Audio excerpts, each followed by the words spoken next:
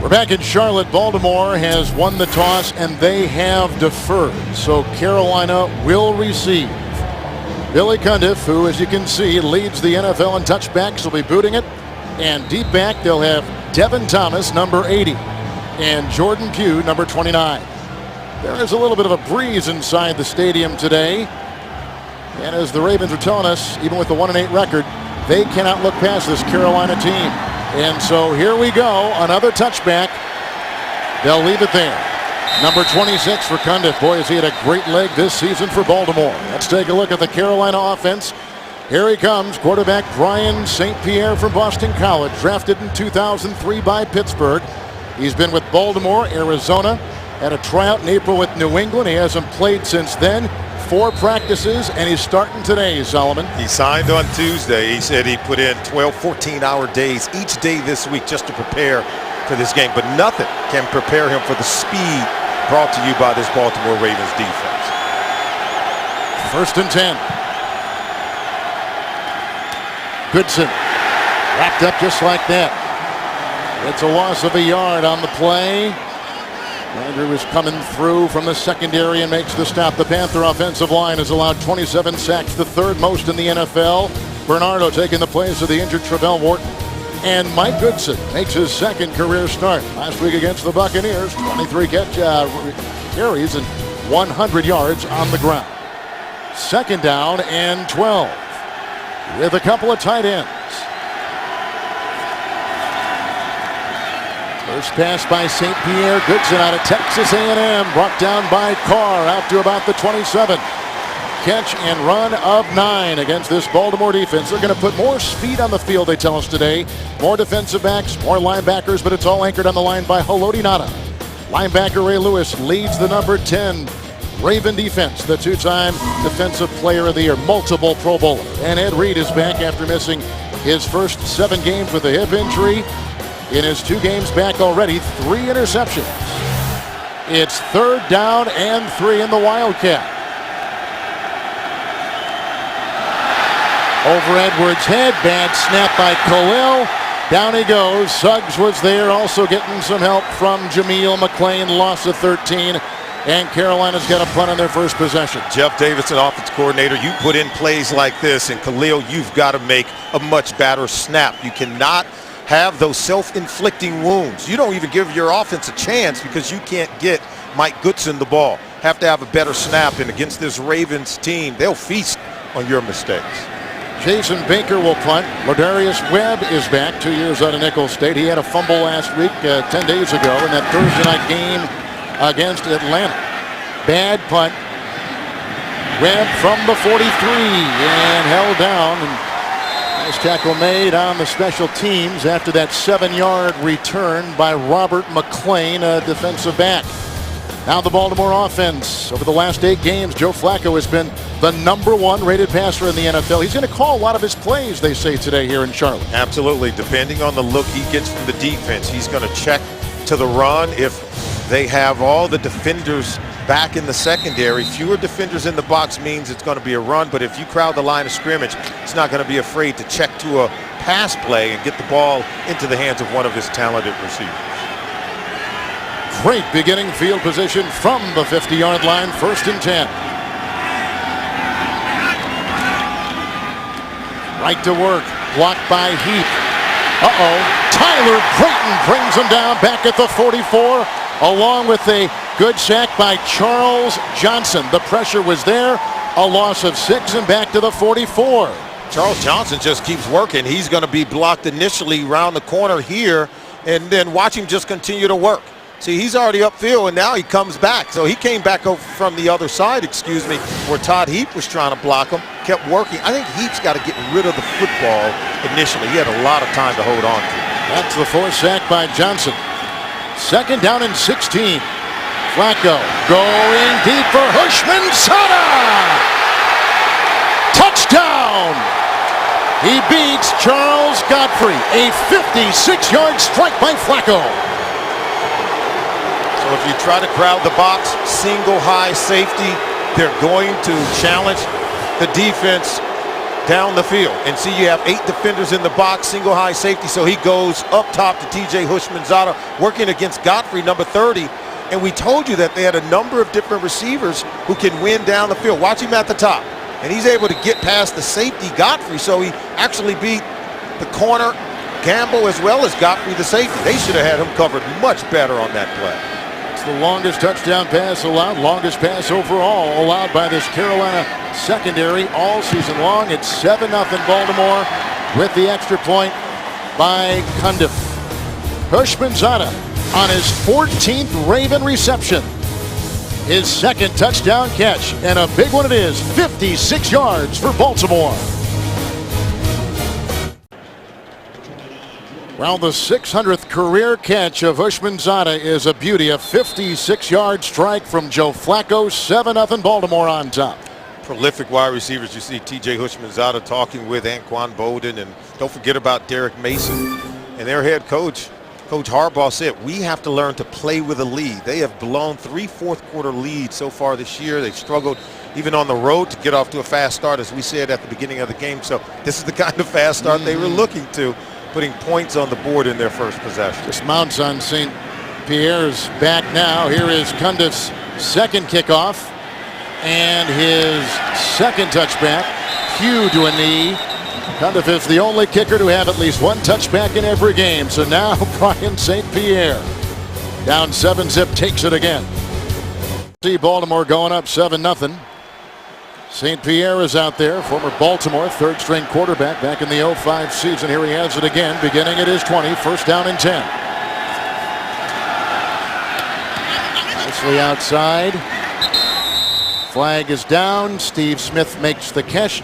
Josh Wilson makes the hit. Gain of 4 as it stands right now with the 24. Offside, number 20, defense, 5-yard penalty, 1st and 5. That's the 6-time Pro Bowler Ed Reed. A look again at the former Bengal and Seahawk Hushmanzada. And how about you can this? See where he ranks, yeah. 600 club, huh? 600 receptions in his career. First time in NFL history you've had 3 wide receivers with 600 receptions or more on the same team. So Mason, Bolden, Hushmanzada have accomplished that feat. After the penalty, 1st and 5. Goodson goes with the lead block out to the 31-yard line. Landry makes the stop. It's a gain of 6 and a first down for Carolina. Now, what do you do if you're the Carolina Panthers? Everyone knows that this Baltimore Ravens team is a perennial playoff contender. 6-3. They come in here against John Fox's team at 1-8. But John Fox told us, hey, we want to keep this game close, and we have to also get off to a fast start. And we have to have our quarterback play well in 3rd and short situations. That means they've got to run the ball on 1st and 2nd down very effectively. On 1st and 10, Goodson again. Nice hole. Walked down by Suggs. He lost his hat. Up to the 45. Another first down. 13-yard gain by Goodson. Is this effective running or not? Watch this. Look at the hole. See there? He's got just good vision to be able to come right in there and get it right in the gap. And so it's just real good vision, good eyesight, and good instinctive running by Mike Goodson. Very seldom are you able to gash this Baltimore Ravens run defense. 1st and 10. Smith working on Carr. Tumbles to the 49. And a pickup of 5 on the play. A lot of short passes by this quarterback, St. Pierre. And the short passes are really just an extension of the run game to continue moving the chains and create what we call 3rd and short, 3rd medium. What does that do? It keeps the Baltimore Ravens out of their exotic zone blitzes, because that's where the reads become even more complicated when Brian St. Pierre drops back to throw the football. But if they can get 2nd and short, 3rd and medium, it's a more favorable situation for him to be successful. Goodson is in the slot with the empty backfield. 2nd down. That's Goodson with the catch. It was 2nd down and 5, and he was drilled over there after a gain of 6 on the play. Lewis was there getting off the pile. Goodson, who is a young running back out of Texas A&M, 4th-round pick a season ago. That's the leading tackler right there, Ray Lewis for the Ravens. And there you see on a 2nd down play, just a short throw from Brian St. Pierre. And, you know, we talked about it at the beginning of the game. Kevin, why would you go with him, a guy who hasn't been on the team for a week, over the rookie Tony Pike. He's more familiar with what he's seeing from this Baltimore Ravens defense. Gives him a better chance of playing good football today. Another first down. There were two tight ends, and here is St. Pierre, chased by Nada. Shy of his target, and that was the tight end, Gary Barnidge. At Nada, he's about as disruptive a guy as you're going to find on any defensive line. And watch Barnidge coming back. See, they almost tripped. The tight end coming back. Now, if you don't have anywhere to go with the football, as you can see, all receivers are covered. Throw the football away. When you're out of the pocket, you can dump it. That's something you'll get from an 8-year veteran. Maybe the rookie doesn't make that decision, try to force it into coverage. John Fox wants his quarterback, Brian St. Pierre, to manage the game. And don't commit turnovers and avoid the egregious mistakes that can come back to haunt. 2nd and 10. This is Goodson. They bounce. Suggs came and swiped him with his right hand, limiting him to a gain of a yard to the 44. And this is the situation that they wanted to avoid. They wanted to avoid 3rd and long. 3rd and 9 in the National Football League is considered to be 3rd and long. You see the substitutions taking place, the extra defensive backs coming on for the Baltimore Ravens defense. And so you're going to get some exotic looks, some zone blitz pressure meant to fool the quarterback as well as his offensive lineman in protection. 6 now in the secondary. 3rd and 9. Josh Vaughn is in the backfield. Bad snap again. Incomplete. Coverage by Landry going for Dante Rosario. And you can see the complex zone blitz scheme. Only 2 guys had their hand on the ground. Pressure comes from here, but he gets rid of it quick. But look at the tight window. If that ball isn't thrown low, where only Rosario can get it, and it's hard to make the catch, then it could be intercepted, tipped it up in the air, and that's where punting's not such a bad thing. It's far better than a turnover. Baker to punt for a 2nd time. Webb is back at the 10-yard line for Baltimore. Knuckleball. Signaling for the fair catch. Fair caught back at the 11-yard line by Lardarius Webb. 33-yard well-placed punt. Here comes Flacco, fresh off a 56-yard touchdown pass the last time. And had the pleasure of knowing Chris Henry, and I think it's really wonderful to know that what his family has done, allowing others to benefit as a result of his early departure. 2nd possession for Baltimore. McGahee in the backfield, 1st and 10. Willis McGahee. Oldham throwing a block. And all kinds of guys over there tackling along with Beeson, and the gain about 5 yards up to the 17-yard line. On that line, Tony Mall making his first start since September of 08 with Green Bay, replacing Chris Chester out with a skin condition. They're going to rotate their wide receivers more than they have today. What about Ray Rice? Expects to have a big day against a poor Carolina run defense. 2nd down and 4. McGahee is in right now. Leading his way to about the 21-yard line. Brought down on the play by Charles Godfrey. It's a gain of 5. And they'll be very close to a 1st down. Yep, they got it to the 23. Here's the defense. Tyler Brayton is a guy that all the Ravens talked about as the best on that line. Carolina linebackers will blitz. John Beeson, the best of the group, as he moves inside for the injured Dan Connor. Secondary, perhaps the strength of the team, although we've already seen Chris Campbell get beaten. He leaves the foursome back there. It is a 1st down. Brayton was pressuring Mason. Shoved out of bounds by Marshall.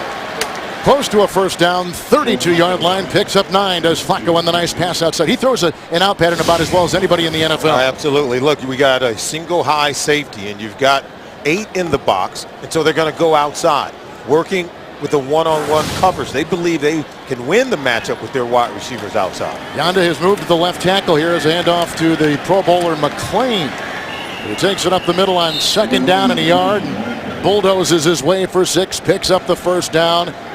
On the play, the scrum making the tackle there defensively. Some confusion for the Carolina Panthers on defense, and now we're looking at some no huddle from Coach Harbaugh and his offense. This is where they want to change the tempo of the game, and the Panthers should know the Ravens are going for an early knockout. It's a 1st and 10 handoff by Flacco to McGahee. Brought down, kind of slipped on his own accord. Beeson brings him down. No gain on the play. You know, playing with the lead is something this team is not used to doing on the road, as you talked about before. Yeah, they've struggled to score some points. You're going to see the slip by McGahee. What did John Wooden say? Be fast, but don't hurry. and sometimes you can be in too much of a hurry, and you don't bring your feet with you. But yeah, the Baltimore Ravens, they want to try to get out to a quick lead. Take a look at their offensive coordinator, Cam Cameron, had scored only 3 points in the first quarter. 5 road games this season until they scored that touchdown on the opening possession of today's game. 2nd down and 10. Great time. Good block over there by Yanda. Beeson makes the stop. There's a little pitch outside, losing 3 yards.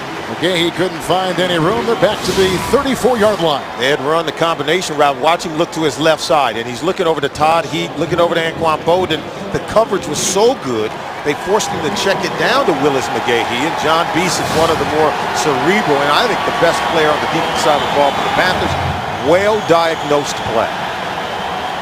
Rice is in, 3rd and 14. They need the 48. Offsides on the near side. Looked like maybe Everett Brown on that right defensive end. False start. Number 73. Yep. Offense. 5-yard penalty. 3rd down. Marshall Yanda on the offensive line. This is where you get the offense back on their heels. 3rd and 19. You know the pass rush is coming. And Yanda is one of those players that Coach Harbaugh said that both his tackles, Michael Orr and Marshall Yanda, had to have a really good day today if that pocket was going to stay sound and consistent for their quarterback, Joe Flacco. Rice remains 3rd and 19. Into the nickel.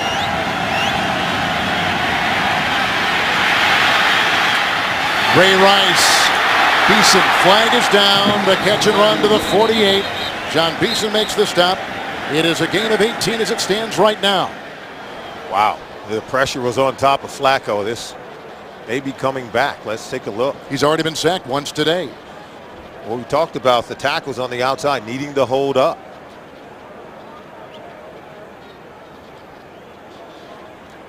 That pocket was collapsing around Flacco. He was forced to get rid of it very quickly.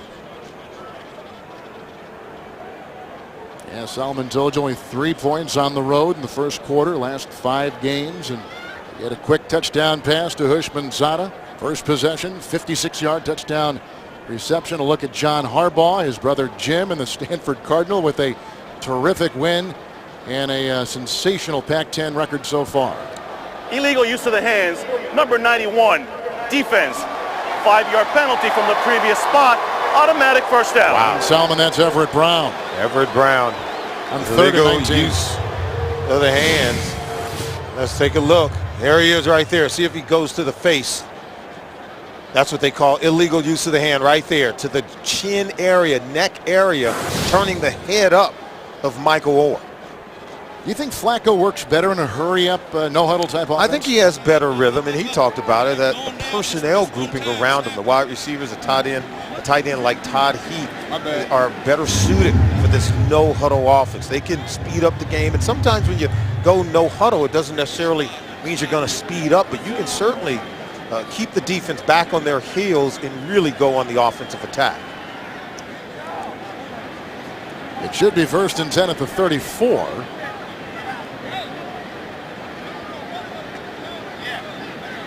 There's an extra defensive back in for Carolina. That is Captain Munnerlyn. So they have 5. Rice will remain in the backfield for Harbaugh. 1st and 10. 7th play of the drive. Single high safety. They may go outside checking to a pass play. Second option underneath.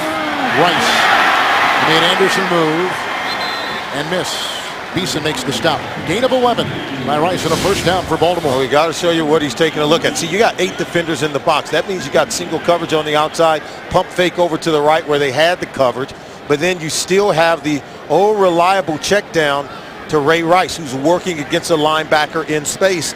And then take a look at number 50, James Anderson, not quick enough to stay with Ray Rice, so an easy outlet option for the quarterback, Joe Flacco. Single high safety again. Back to 4 in the secondary. 1st and 10. Flacco. Mason. And brought down Nick Harris gets him at the 32, 23-yard strike by Flacco. Yeah, right now this is way too easy. It starts with protection for the offensive line, but if he sees a single high safety, he's going to check to a pass play. He knows he has one-on-one coverage to the outside. He believes that Mason, Anquan Bowden, and TJ Houshmandzadeh can consistently beat their guy one-on-one. 4 for 4 so far in the game on this drive. 1st and 10.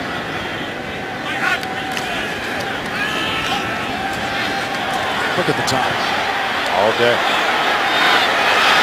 On the money, flag is down. Houshmandzadeh working on a linebacker, working on the secondary. That's a 23-yard catch right there across the way. Gamble was defending on Houshmandzadeh, who has already caught a touchdown pass this afternoon from Flacco. The problem for the Panthers is, in order to get pressure on the quarterback, they have to blitz. They come in tied for the 4th fewest sacks in the NFL, only 13 in their previous 9 games. And so Flacco believes that when he checked to the pass play, his offensive protection is going to hold up. He believes that Houshmandzadeh, Bowden, and Mason, as we've seen already in this game, can get open when he has time to throw the ball. Flag was picked up. 1st and goal at the 9. Burke with the block. Keep. Out of bounds. Charles Godfrey. And the mark at about the 7-yard line on a pickup of 2. And there is a flag thrown, although I don't see it on the field. Oh, it's just a real nice throw. Heap is getting open. The wide receivers are getting open. Ray Rice is getting open. And here at Bank America Stadium here in Charlotte, you can see in full speed. Wow. But you can hear everyone saying Heap. There's a large contingent of Baltimore Ravens fans here in Charlotte. There was no flag. 2nd down and goal at the 7.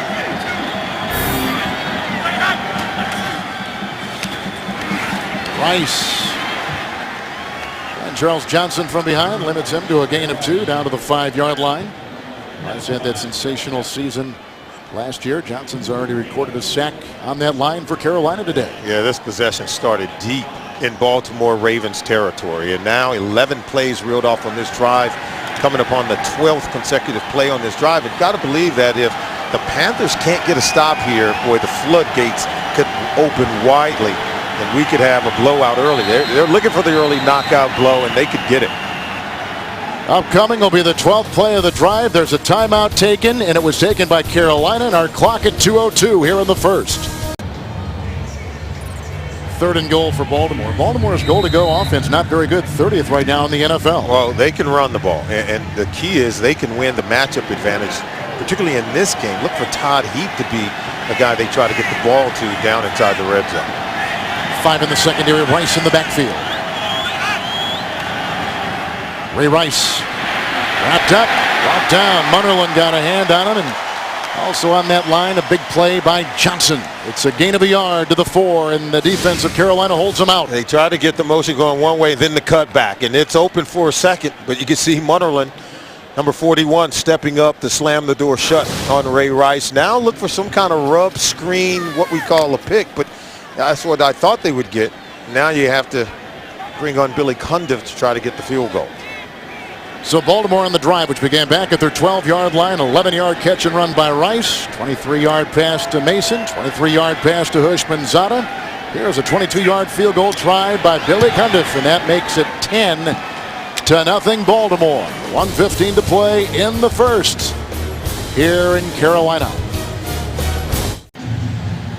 Long drive. They get 3 on top of the 56-yard touchdown pass by Flacco earlier to Houshmandzadeh. It's 10-0 Baltimore. And no wonder they come out and I think operated so well on offense. Remember, they lost on Thursday to the Atlanta Falcons. So they've had 10 days to prepare for today's game. I think the preparation is paying off.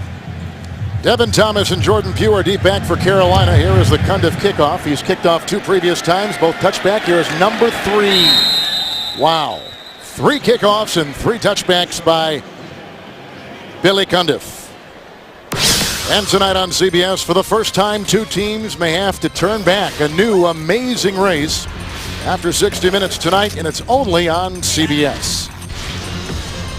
So here comes Carolina. 3 plays punt, 7 plays punt with their 1-8 record, and a quarterback, 30-year-old Brian St. Pierre. Signed off the street. First practice was Wednesday. He's got 4 practices under his belt. First down and 10 from his 20 again.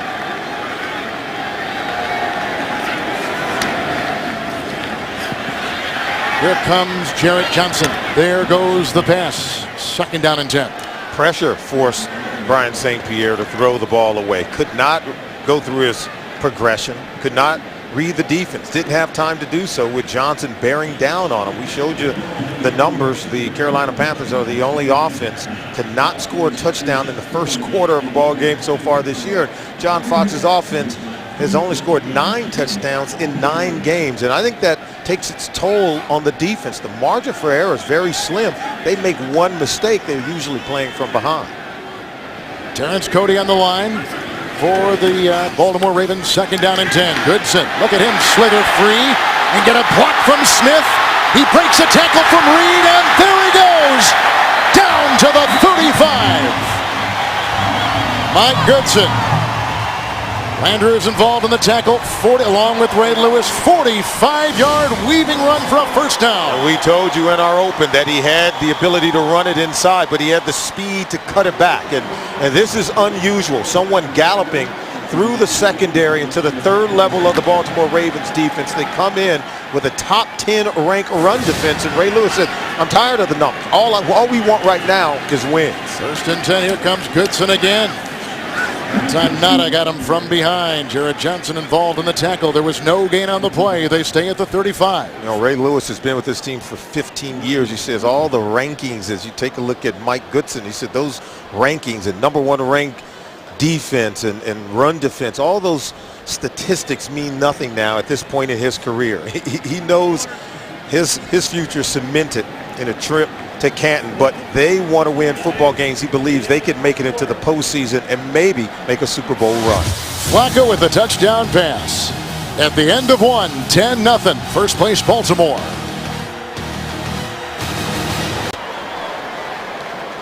To begin the 2nd quarter after a 45-yard run by Goodson. 2nd down and 10. Tight end Barnage repositioning.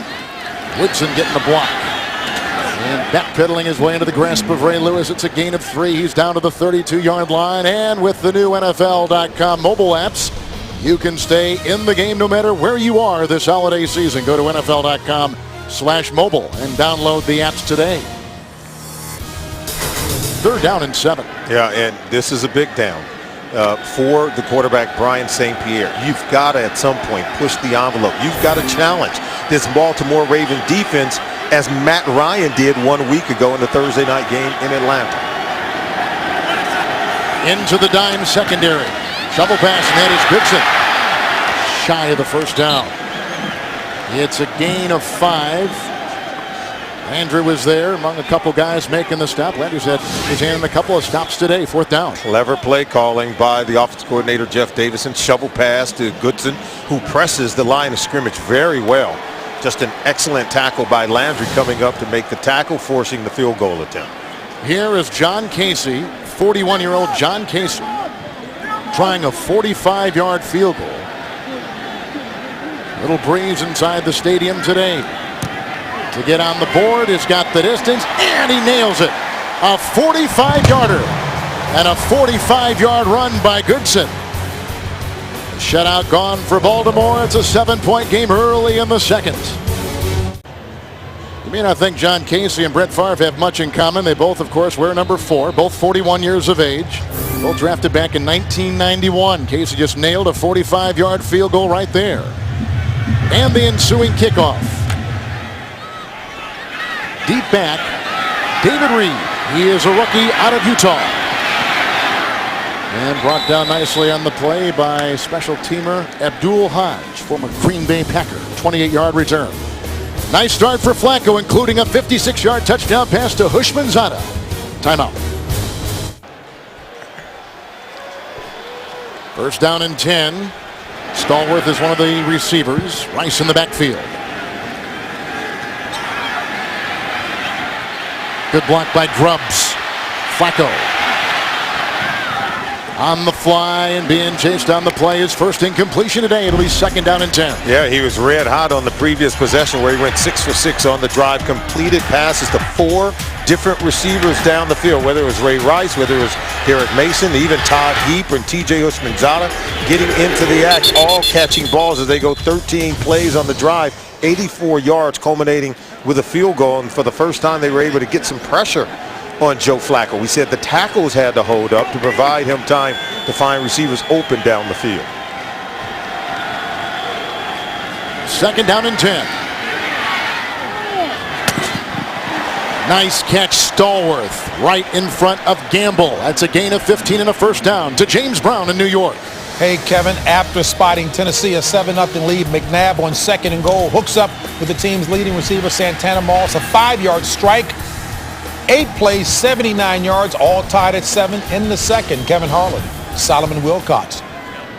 Redskins coming off that embarrassing loss at home to Mike Vick and the Philadelphia Eagles. Yeah, it would help if Donovan McNabb got it going. Dante Stallworth getting it going here in Charlotte.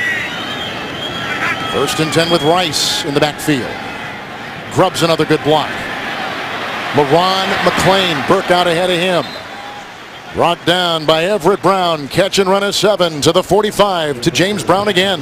Hey, Kevin, Pittsburgh on the board as Rashard Mendenhall, 8th rushing TD of the season. That one a 5-yarder banging into the end zone. That capped a 14-play, 85-yard drive up by 4. Kevin and Solomon.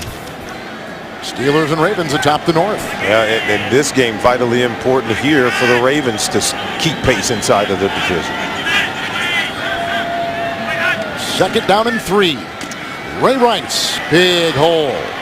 As the first down, belted in the middle there by linebacker Nick Harris out of Oklahoma. It is a gain of 4. He's to the 48. Big hole and a big hit from Godfrey coming up from that safety position, as well as the linebackers getting in on the play. And right now they're trying to run. They're getting what we call a double high safety. And that's when you want to run the football, because you know you only have 6, maybe 7 in the defenders in the box. Right now it's a 7-man front for the Panthers. Ed Dixon, the tight end on the move. End around Stallworth. They had 2 of these the other day. It was a good block by McClain and a block by Orr. And the end around to the 44 to the fastest wide receiver on this Baltimore team, Dante Stallworth, on a gain of 7. Well, it's very simple math for Joe Flacco, because take a look at it. You have 7 defenders in the box here, what we call a double high safety. They have the numbers in the box to run the football against 7 defenders in the box. And you see them set the edge. Look at the clear running lane to try to hit that first down marker. So Joe Flacco is calling his plays in the huddle. Then he gets to the line of scrimmage. Based on what he gets from the Panthers defense, he's going to check to either run or pass play. So Cam Cameron, offense coordinator, putting the game in the hands of his quarterback, Joe Flacco. 2nd down and 3. Here is Rice. Maul with the lead block there. In the middle it was Beeson. Gain of 4. Should have a first down to the 40-yard line. There is a real comfort level, isn't there? Because this is the 3rd year now that Cameron, the offensive coordinator, and Flacco have been hand in hand. Yeah, you can allow him to make those reads at the line of scrimmage. Remember, you have 5 offensive linemen. If you have 2 tight ends, that's 7. And then you have the ball carrier. He's 8. So if you have 7 blocking 7, and then the ball carrier should be open. That's right. See how simple it is? That's good math. I like that. It is 1st and 10. From the 40. They got a good block on Brayton that time by Grubbs. Ray Rice brought down by Marshall. A catch and run to the 28-yard line. 12-yard gain. Rice has been dominant. First down, Baltimore.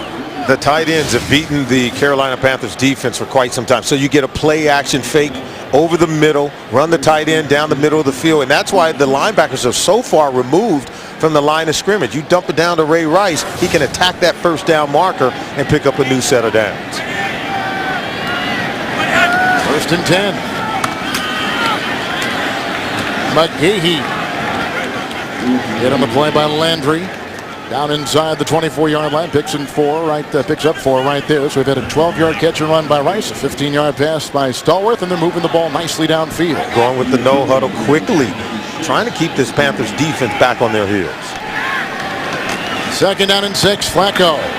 Anquan Bolden, first catch today. On the perimeter, Tyler Brayton, the ex-Raider, brings him down. Pickup of 6. He gets the first down to the 18. Remember Flacco talked about the variety of weapons he has in this offense. Now he's completed past the 8 different receivers after the completion to Anquan Bolden. So if you're the Carolina Panthers, who do you focus on? Who do you say, we have to take this guy away? If you take one away, the other guys will beat you.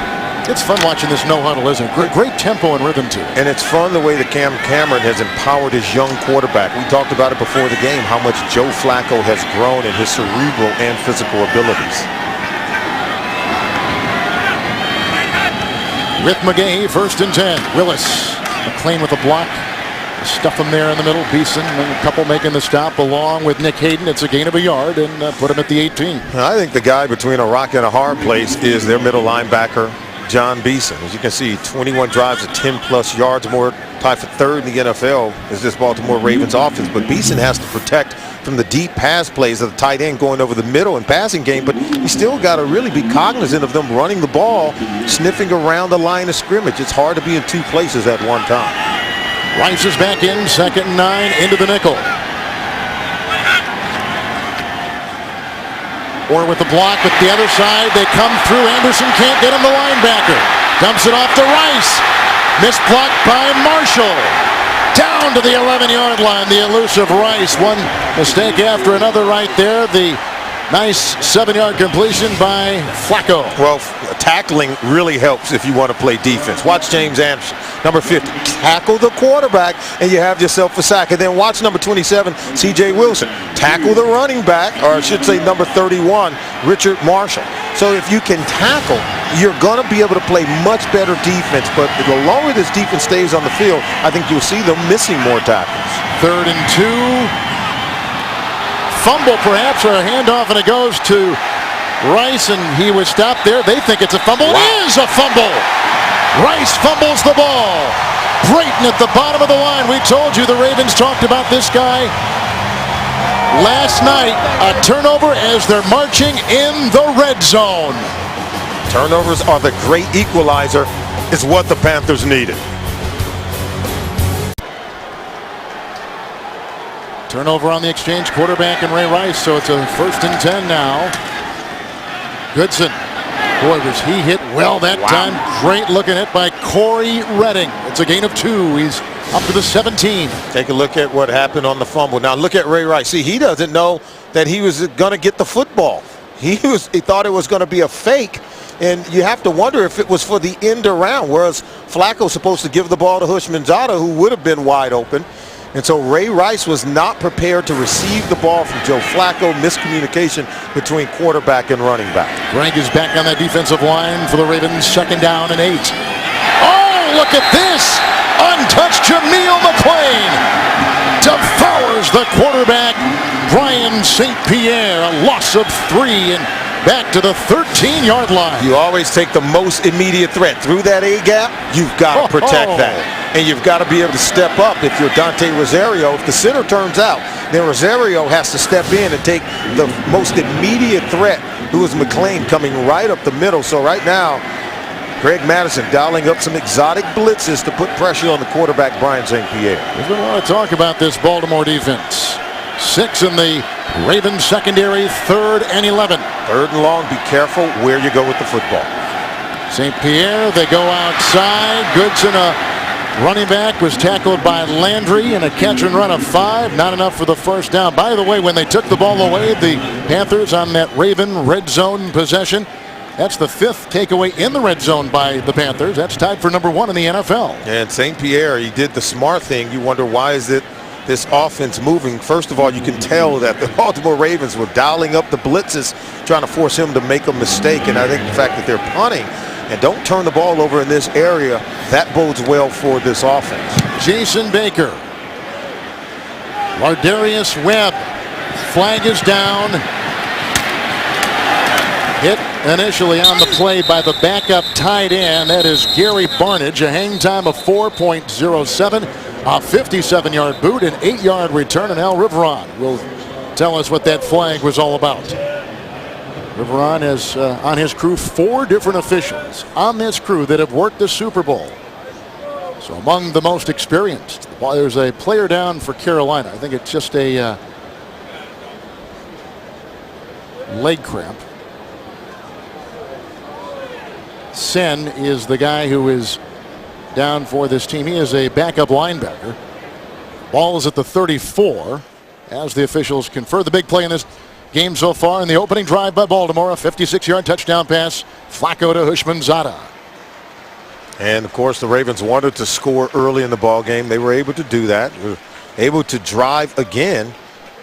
Some 84 yards, can only get a field goal out of it. So you get the sense that John Fox's team is just hanging around. They need big plays out of the defense, and they were able to get the fumble to keep Baltimore from scoring on that red zone possession. But they're going to need to get some takeaways and bigger plays in the earlier portion of the possession for the Ravens. We've had a couple of flags thrown today that have been picked up, and this is a flag that looks like it's going to stick. Baltimore 6-3. They've won 2 of their last 3. Carolina has lost 3 in a row. Coming in. Unsportsmanlike foul. Number 36 of the kicking team continued to run out of bounds after he was blocked. Did not come back in. 15-yard penalty from the end of the run. First down. Robert McClain, who is a cornerback for the Panthers. And we take a break here in Charlotte with the Ravens on top by 7. After the punt by Carolina. Now Baltimore starts at their own 49. First down and 10. McGahee in the backfield. For Bolden. Incomplete. Coverage by the linebacker. Nick Harris on the play. It'll be second down and 10. And coming up on the Sprint halftime report, join James Brown, Dan Marino, Shannon Sharp, the ex-Raven, Boomer Esiason, and Coach Bill Cowher for the latest news, scores, and highlights in the NFL. That's coming up on the Sprint halftime report from our CBS studios in New York. It'll be second down and 10. Nick Harris was the guy in coverage. The Ravens said they wanted to attack him, but I thought he did a really good job staying in tight coverage, forcing Flacco only a second incompletion in the ball game today. 4 in the secondary. Second down and 10. Or with another good block. Heap! Knocked away and out of bounds. It was out of bounds. The gain down to about the 22. And on the play, working on Charles Godfrey in the secondary for Carolina. A 29-yard reception with the conference ensuing. And the Panthers think they knocked it out. It was in mid-flight, and maybe his feet were in bounds when Anderson or Nick Harris. It was a fumble. The ruling on the play is there was a catch by the offensive team. Then the ball went out of bounds. Therefore, first down right here. Okay, now it was just a wonderful throw from Flacco, dropping this over the top in coverage down the field to Heath. Now watch the punch out. Okay, there the ball comes out, but did he recover it in bounds? I would say no from the look we had there. He was definitely caught, but was Anderson's feet in bounds when he recovered it? They're going to challenge Will Carolina. There's the ball up. Knocked out of bounds or knocked out of his hands by Charles Godfrey. Godfrey made a nice heads-up play coming from around, punching it out. Carolina's challenging the ruling on the field of a catch. Timeout. Smart.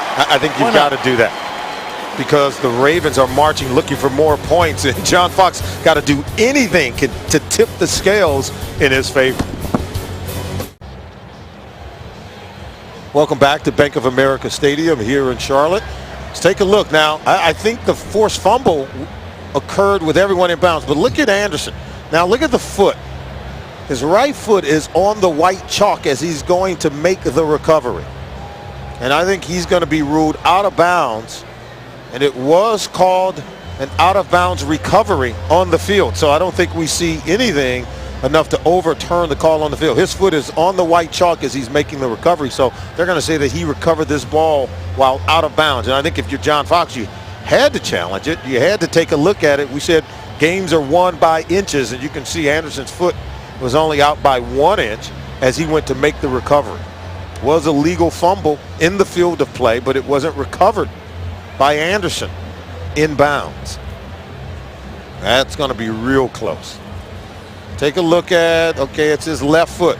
See, he's right there on the chalk, right there. He's made his ruling, and let's see what he thinks. The receiver completes the process of the catch, runs forward. When he gets to the 25-yard line, the ball is batted forward, at which point approximately 3 yards earlier, the ball is touched by a defensive player while he is stepping out of bounds. Therefore, the offensive team retains the ball, first and 10 on their 25-yard line. Carolina will be charged with a timeout. And they have 1 remaining. Yeah, they're saying that even when the defender was coming to make contact with Heat, that he was out of bounds as he was making the hit and as the ball was coming out. So at that point, they're saying the ball is considered out of bounds. 1st and 10. McGahee is in.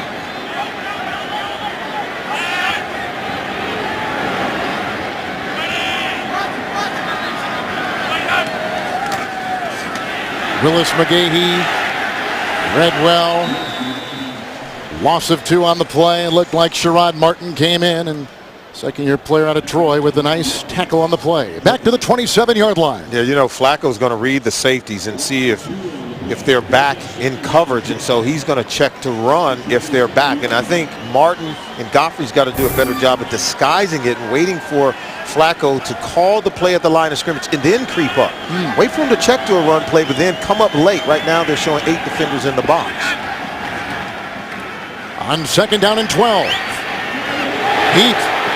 Nice defensive play.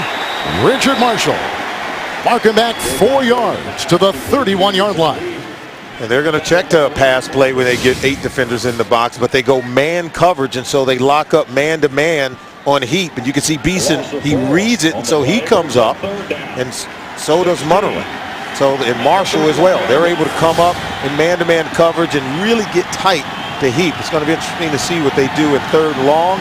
Based off the read of the defense, Flacco probably is going to want to throw the ball if he gets a single high safety. Rice in the slot, bottom of your screen, 3rd and 16. They need the 15. Rice wide open and belted on the play by Martin, but he gets the 1st down to the 13-yard line. 19-yard pickup on 3rd and 16, 1st down Baltimore. It starts with protection because he was able to hold on to the football all day, and then watch Ray Rice come out right here. He started in that slot receiver spot, and they just didn't call it off. If you're Gamble, you've got to stay outside and take the most immediate threat to the outside, who is Ray Rice. 38th reception by Rice this season. 1st down and 10. Rice again picking and poking his way. Nice block by Yanda, bulldozing him to the 6 on a gain of 7. We came in touting this Carolina Panthers secondary where Godfrey is having a wonderful season. Gamble's a very good player. They have some veteran presence on the back end of the defense, but you can see they've given up some plays early in the game. We talked about the touchdown catch by Hushmanzada, and they just busted the coverage on the 3rd down play to Ray Rice. After the Godfrey tackle, 3rd, make it 2nd down and 3. 2nd down and 3. Rice. Good block by Burke to the 1. Good on the play by Everett Brown. Gain of 6. Rice. Matt Burke, 13-year veteran, the center. Look at him. The cutback lane is there because Burke holds his guy at the point of attack, and they're able to power it in. He's been to 6 Pro Bowls, has Burke. Very good player from Harvard. You can see this defense is beginning to wear down, and that's been the story all season long, where they've played a lot of snaps because their offense is ineffective. They're forced to stay on the field for most of the game. That's a good point. Baltimore in scoring position again at the 2-minute warning.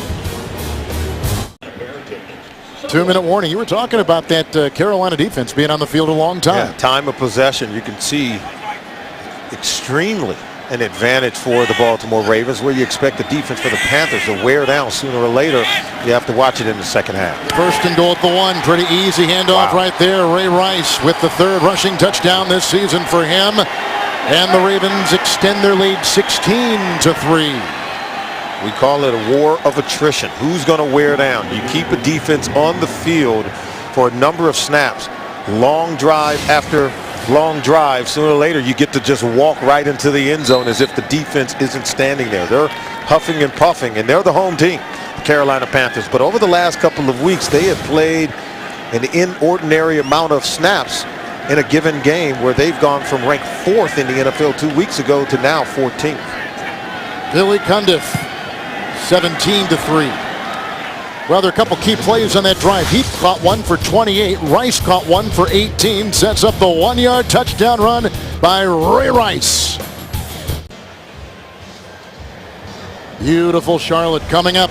The Sprint halftime report with James Brown, Dan Shannon, Boomer, and Coach Bill Cowher for the latest NFL scores, news, and highlights. All coming up from our CBS studios next, the Sprint halftime report. So we've got a 17-3 lead for Baltimore. Good looking drive again by Flacco, who's hit a lot of receivers. He's gone deep, he's gone underneath. And they moments ago got a nice touchdown run of a yard from Ray Rice. Joe Flacco has been very good in this game. Very good on the last drive. 3 or 4 for 40 yards on the drive, and made a huge third down play to Ray Rice to put him in a position to score. And I think the offensive line, their job cannot be underestimated. The ability to give him a lot of time to survey the second level of the defense has paid off for the Baltimore Ravens offense.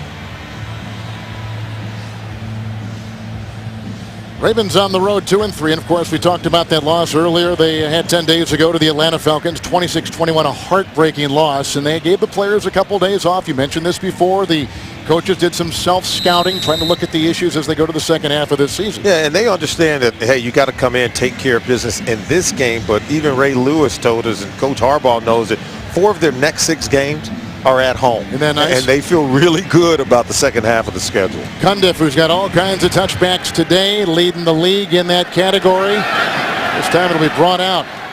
Devin Thomas. Nice special teams play right there, and that was turned in by the rookie who's been returning some kicks. David Reed, 17-yard return. And coming up next, the game you've been waiting for is Peyton Manning and the Indianapolis Colts renew their red-hot rivalry with Tom Brady and the New England Patriots. More people watch the NFL on CBS than any other network. With the numbers right there, might surprise some people to know that Brady has won 3 more than Peyton. Well, in the AFC, it always comes down to the Patriots and the Colts, and it always comes down to Peyton Manning and Tom Brady. Remember when those two teams used to play in the same division? They used to play twice a year. And now, by virtue of the schedule and the way it falls, they play seemingly every single season. On the 16-yard line, 1st and 10. Bad snap, and St. Pierre grabs it. Goodson is smothered. Terrell Suggs right there, loss of 3, and it goes back to the 13-yard line. Ryan Khalil struggling at the center position. He's a 4th-year player from Southern Cal, but he's got to do a better job of making sure his quarterback gets the ball. We already saw one bad snap in that shotgun formation where they went to the Wildcat. He's a Pro Bowler from a year ago. Needs to play like one. High again. 2nd and 13. St. Pierre incomplete. Rosario. Chris Carr, the ex-Raider and Titan with the coverage. 3rd and 13. And you can't pin this on Brian St. Pierre. Yeah, he's new to the game, but what about the other guys who've been practicing all season long? That's a good throw. Make the catch. So on one play, it's the center who doesn't execute. Another play, it's the tight end and Rosario who doesn't make the catch when it hits him in the hands. Redding is on that line. 4 in the secondary. 3rd and 13. St. Pierre. Goodson. And Kelly Gregg was there. Gain of 4. And the gain to the 17-yard line. Ray Lewis getting up as well. We talked with Ray last night. Hall of Famer to be. What an impressive guy, and truly the leader of this Baltimore team. And you expect to put the tape on a guy who's been in the league 15 years, played at a high level like Ray Lewis. You put the tape on, you say, well, maybe he's going to, slow down a little. Maybe he's not as good as he used to be, and he remains just as good as he was from day one. And I think it's his experience and his ability to diagnose the offense that still allows him to play very fast. His anticipation allows him to get there faster than anyone else. I had a scout tell me one time that he is the single most influential player on any single team in the NFL because of what he does, during practice, during the week of film, and all the different things away from the game itself. He's the straw that stirs the drink, right? He's something else. Here's a punt by Baker. Darius Webb. Look at that bright Carolina sun at the 32. And a nice tackle made again. We've seen a couple made by Robert McClain. A 10-yard return, a 51-yard punt with some of the incredible numbers he's racked up over his impressive 15-year career. Still going strong. Over 1,800 tackles, the most by any active player by far of any player in the National Football League. And look at that, 2-time NFL Defensive Player of the Year. And if you talk to the guys in this locker room, I think where his biggest effect is not just the things that he does on the field where we know he is a superstar, but the things that happen, I think, from Monday to Sunday, his ability to affect young players in a positive way to groom them and help them to understand how to become a pro in the National Football League. Flacco's going to look into 6 defensive backs. It is 1st and 10. Underneath. Anquan Boldin. Oh, did he fumble the ball? It looks Ball's like he out. may have at the 49-yard line after the 7-yard pickup, and it is a second Baltimore turnover.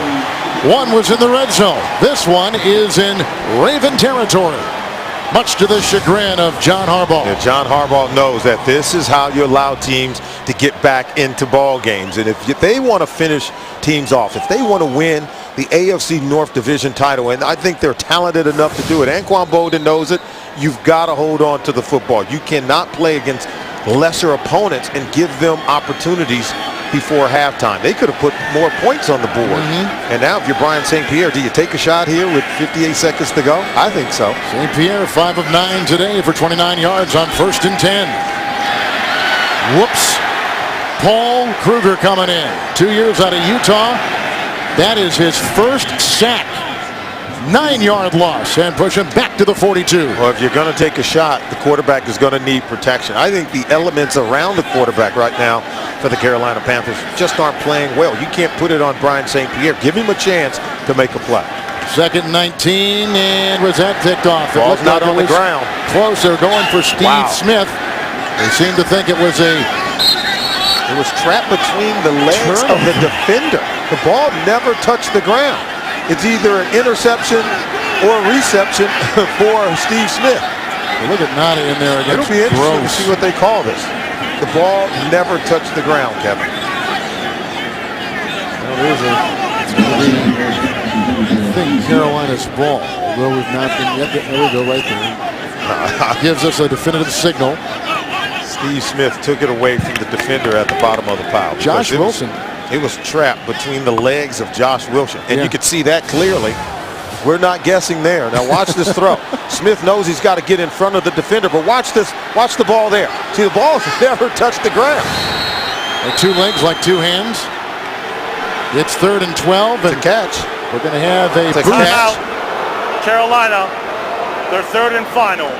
This will be a 30-second timeout. Well, they're going to give the booth a chance to take a look at it. It is a final timeout of this first half for the Carolina Panthers. Why would you call timeout when that's a controversial play? You got to get back up there, snap the ball again. And if the officials are going to look at it, which I'm sure they will now that we have a delay situation, I'm telling you right now, from what we saw there, the ball was trapped between the legs of a defender, which should constitute a catch and an interception. Well, we began our broadcast today as we're going to watch this play once again with Wilson's coverage on Steve Smith, and Solomon pointed out very quickly the ball is between now, whose ball is it? Yeah. You're telling me that ball belongs to the Carolina Panthers? And it didn't hit the ground. It didn't hit the ground, right? It did not. It did not hit the ground. Didn't hit the ground. So how do you give the ball to Reset the the clock Carolina to show Panthers? 14 seconds. 14 seconds, please. There's Carolina Brian has been charged with a timeout. That is a 3rd and final. St. Pierre quarterback who hadn't been with the team since last season when he was with Arizona, who over his 7 seasons never started, has been mainly a 3rd-string quarterback, a practice squad quarterback, thrown a total of 5 passes coming into today with 3 different teams. You know, he's starting to begin his life away from home and back in his home in Boston. He's playing with his 18-month-old son. His wife is pregnant with their 2nd. He gets a call from his agent and says, hey, Carolina wants to sign you to their practice squad. Then he gets here and he says, oh, by the way, we're going to start you against Ray Lewis in Baltimore this weekend. We asked him what he was doing at this time last week. He said he was throwing with high school kids, practicing at the local high school. Reminds you of how Brett Favre spends his offseason. True. 3rd and 12. Getting away from Kruger on the run. Dropped by Clowney. Brian St. Pierre saying, I'm the guy who hasn't been practicing. What about the other guys around me? Can you catch the ball when I throw it to you? He's throwing one to Dante Rosario. It was dropped. And look at this one to Clowney. You're telling me this ball shouldn't be caught by a guy who's been on the team, practicing with the team since training camp? But you take a look at the target line for John Case. They're going to punt. It looks like they're going to punt because they have yet to reach that target line. That shows you exactly what kind of range he has. Josh Wilson was on the coverage that time for Baltimore's defense. Ed Reed is back for Baltimore. Baker with the punt. Reed will let it go into the end zone with the touchback to the 20-yard line. So 3rd consecutive punt by Carolina. We're at halftime.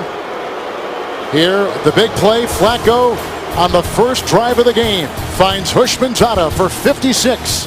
Rice with a 1-yard touchdown run. That is our halftime score.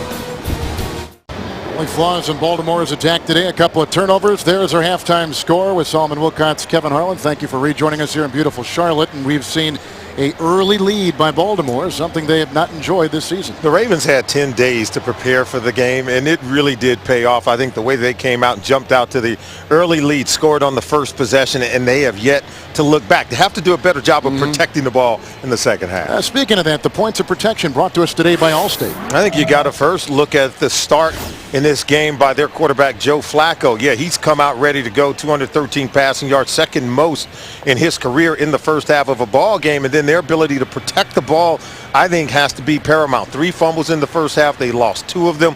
Brian St. Pierre, while he's played well, the offensive line hasn't played well around him. The receivers have dropped a lot of balls. Mike Goodson has done a wonderful job, 15 carries, 93 total yards in terms of the touches in the game. So Goodson's doing his part. I think the rest of the play, the players around the quarterback, has to play well for the Panthers. Here's a look at Brian St. Pierre with the rookie Pike in the foreground, St. Pierre in the background, and a look at the numbers with these 2 quarterbacks. Flacco's been terrific. Just absolutely wonderful. Well, he's played really well. And remember, one of those incompletions was a throwaway. The other was a natural incompletion. So he's played as well as you could to start the ball game. Reed is deep back, and he will bring it out for Baltimore to begin our second half here in Charlotte. He gets a block, and he gets a seam. Great block over here by Kenny Hamlin, and there he goes, cutting beautifully inside, and from behind, taken down at the 18-yard line. A touchdown-saving tackle made by C.J. Wilson. A 84-yard return by the rookie out of Utah, David Reed. Coach John Harbaugh said that Dante Stallworth and David Reed were the guys that he felt like would affect their offense and special teams in the second half of the season. Look at the speed. He picks up one more block, and he's going to take it into the end zone. In fact, it was one of his own guys who got in the way trying to pick up another block for him. And so you see the speed that Coach Harbaugh talked about. And they have so many playmakers on this football team. A lot of choices for Flacco and offensive coordinator Cam Cameron. Here is Rice on the draw play. He blocked there by Heap. He's down to the 14-yard line, and he picks up 3 on the play. And he was brought down by Charles Johnson, who has a sack early in this game in his pocket for Carolina. Ravens got off to the fast start in the first half, and Cam Cameron, his offense, now with the help of the special teams, getting off to a great start here in the second half. You talked about wanting to land the early knockout blow. It could come here early in the third quarter, where this Ravens offense, they have struggled in the third quarter of ball games. 2nd down and 7. Look at the time for Mason. And the coverage on the play in the corner by Richard Marshall. It'll be 3rd down and 7. Taking a shot. And, of course, Derek Mason, we talked about the new acquisitions at the wide receiver position with Anquan Bowden and T.J. Hushmanzada. But Joe Flacco said that you cannot underestimate Derek Mason, that he is vitally important to what they do. You can see the Carolina Panthers, 0 touchdowns allowed in this situation, particularly in the third quarter, where they have played well at times, and their ranking, I don't think, show how good they can be. With the extra defensive back, Munnerlyn, 3rd and 7. The receiver fell. That was Mason across the way. Coverage by Captain Munnerlyn. And so now it is 4th and 7. And the defense again of Carolina will hold them to a 3-point try. Yeah, the special teams gets them down here, but the defense for the Carolina Panthers hold up. Mason could not come out of the break and get separation to allow for a good window for Joe Flacco to complete the pass. So here is Billy Cundiff, a 33-yard try. He's made 11 of his last 12, so he has really been in a nice little streak. 22-yarder a little bit earlier in the game. This from 33. And the lead of the Ravens goes to 20-3 early in the second half. An 84-yard kickoff return by rookie David Reed. So Billy Cundiff has had a couple of field goals today at 22 and 33 yards. He's had some touchbacks, and that guy right there, rookie David Reed, Only had 5 kickoff returns in his very short NFL career coming into today. Well, he's setting the table, help the Ravens to put some points on the board here early in the second half. Jordan Pugh is back, and this one is going to be a scrub. It looks like Munnerlyn out of South Carolina will bring it up for Carolina. Dancing his way, breaking a tackle, finding room, gets by Cundiff, and he's got a blocker ahead. Captain Munnerlyn. Reed can't get him. He runs into his own blocker, and from behind, he was brought down on the play. There was a tackle by Kenny Hamlin. You see Williams right there, Kerry Williams making the stop, and so Carolina says touche on a return of 54 yards by Munnerlyn. He's named appropriately, Captain Munnerlyn. It's just a wonderful play, and this is a lot of hard work, good vision. And then the quickness. Watching, he starts to his right, but then he works his way all the way back to the left. Make one defender miss, and once you beat the kicker, you're going to have a lot of green space and a lot of open field to run. Now, I still think he should stay to this side of the numbers because he took himself back to where most of the defenders were. From the 25 of Baltimore, it's 1st and 10 for Carolina. Goodson, big hole, gigantic blocking up front, and a big one. There's Schwartz with the block. That opens the hole, a 12-yard gain down to the 13-yard line. I want to mention one quick thing about, well, let's get this replay in here. Yeah, he fumbles on this play, and he's fortunate to be able to get it back. Look at the block on Ray Lewis, getting the runner Goodson to the second level. You see that ball was poked out by Johnson. He's going to be able to get it out, but then Goodson's able to come back and get it. Look at this. How fortunate are the Carolina Panthers? 1st and 10 from the 12. Big day for Goodson. 81 yards. And the call again. That time he is shut down. Nothing there. Suggs was there also. Jameel McClain, loss of 5. Back to the 17. You know who made the tackle on that play? You mentioned before, look at the missed tackle. That was by Kerry Williams back here at about the 30. He ran all the way downfield. He eventually made the tackle on the guy Munnerlyn who returned it for Carolina. Oh, isn't that something? Yeah. Look at they slammed the door shut on this play. Look at McClain, 53. They're able to get into the backfield. Little feast or famine when you run the ball against the Baltimore Ravens. 4 in the secondary. 2nd down and 14. Flag. I think they had false start. False start, number 88. Offense, 5-yard penalty, 2nd down. Dante Rosario. Carolina Panthers, you talk about the self-inflicting wounds, the pre-snap penalties. It really hurts them. And, you know, John Fox is doing a wonderful job coaching. You expect a 1-8 team to go into the building, everyone to be depressed, and while they're not happy with their record by any stretch of the imagination, I love the way that he keeps his players up in the bit. They enjoy playing for him. They're continuing to work hard, but it's difficult to win games when you make mistakes. 2nd down and 19. Steve Smith had that one batted down right in front of him by Suggs. 3-time Pro Bowler, showing why right there in coverage. 3rd and 19. Yeah, Suggs just cuts off the throwing lane, and St. Pierre knows he's got to get out of his hands quick. Look at that. Good throw, but just an excellent read. Good break by Suggs, the Pro Bowler.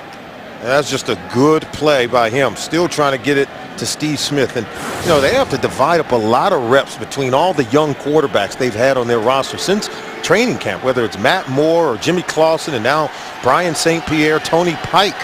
And can't open up the playbook when you have so many young quarterbacks.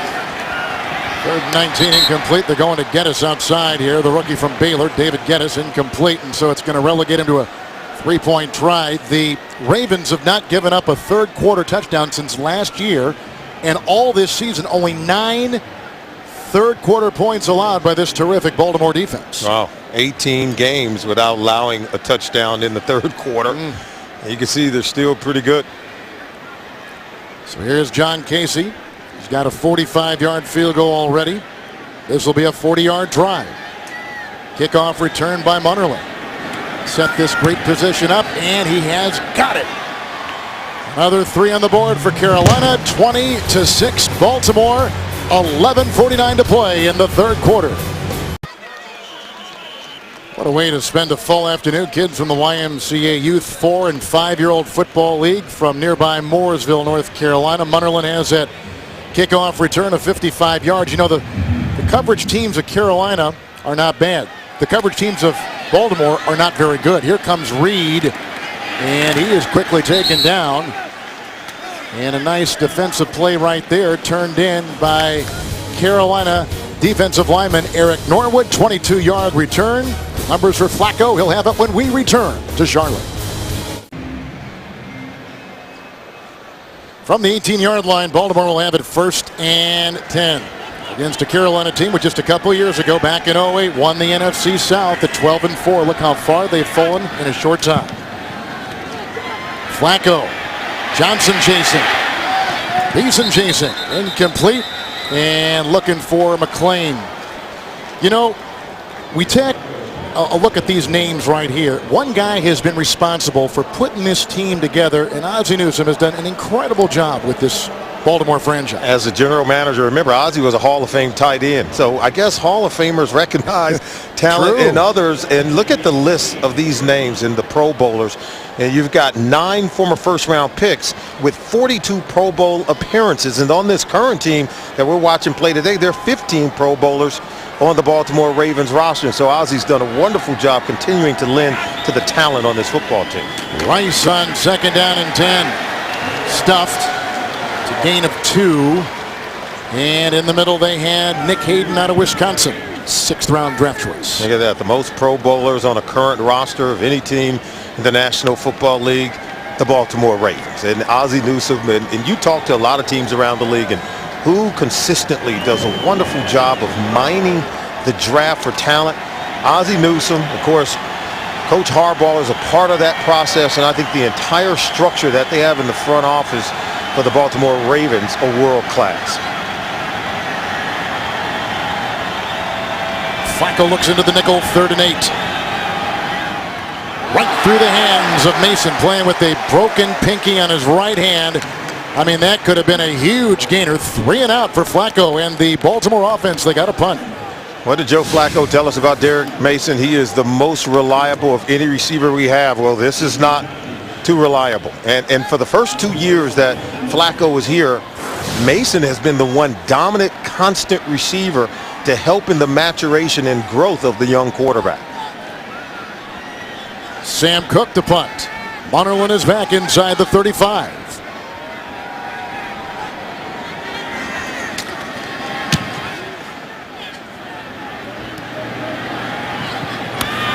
From the 24, Munnerlyn had that long kickoff return and is finally upended on the play. Parmalee got him. And that is a return of 18, 56-yard punt, and a flag is thrown at the 35. There's Captain Munnerlyn. A big 55-yard kickoff return moments ago, which has been one of the few problems with this Baltimore team, like we said. During the return, illegal block in the back. Number 58, receiving team. 10 yards from the spot of the foul. First down, timeout. They don't have a 58. Nonetheless, here comes Brian St. Pierre for another stab at it. After the first 3 and out by the Baltimore Ravens, here comes Carolina from the 27, 1st down and 10.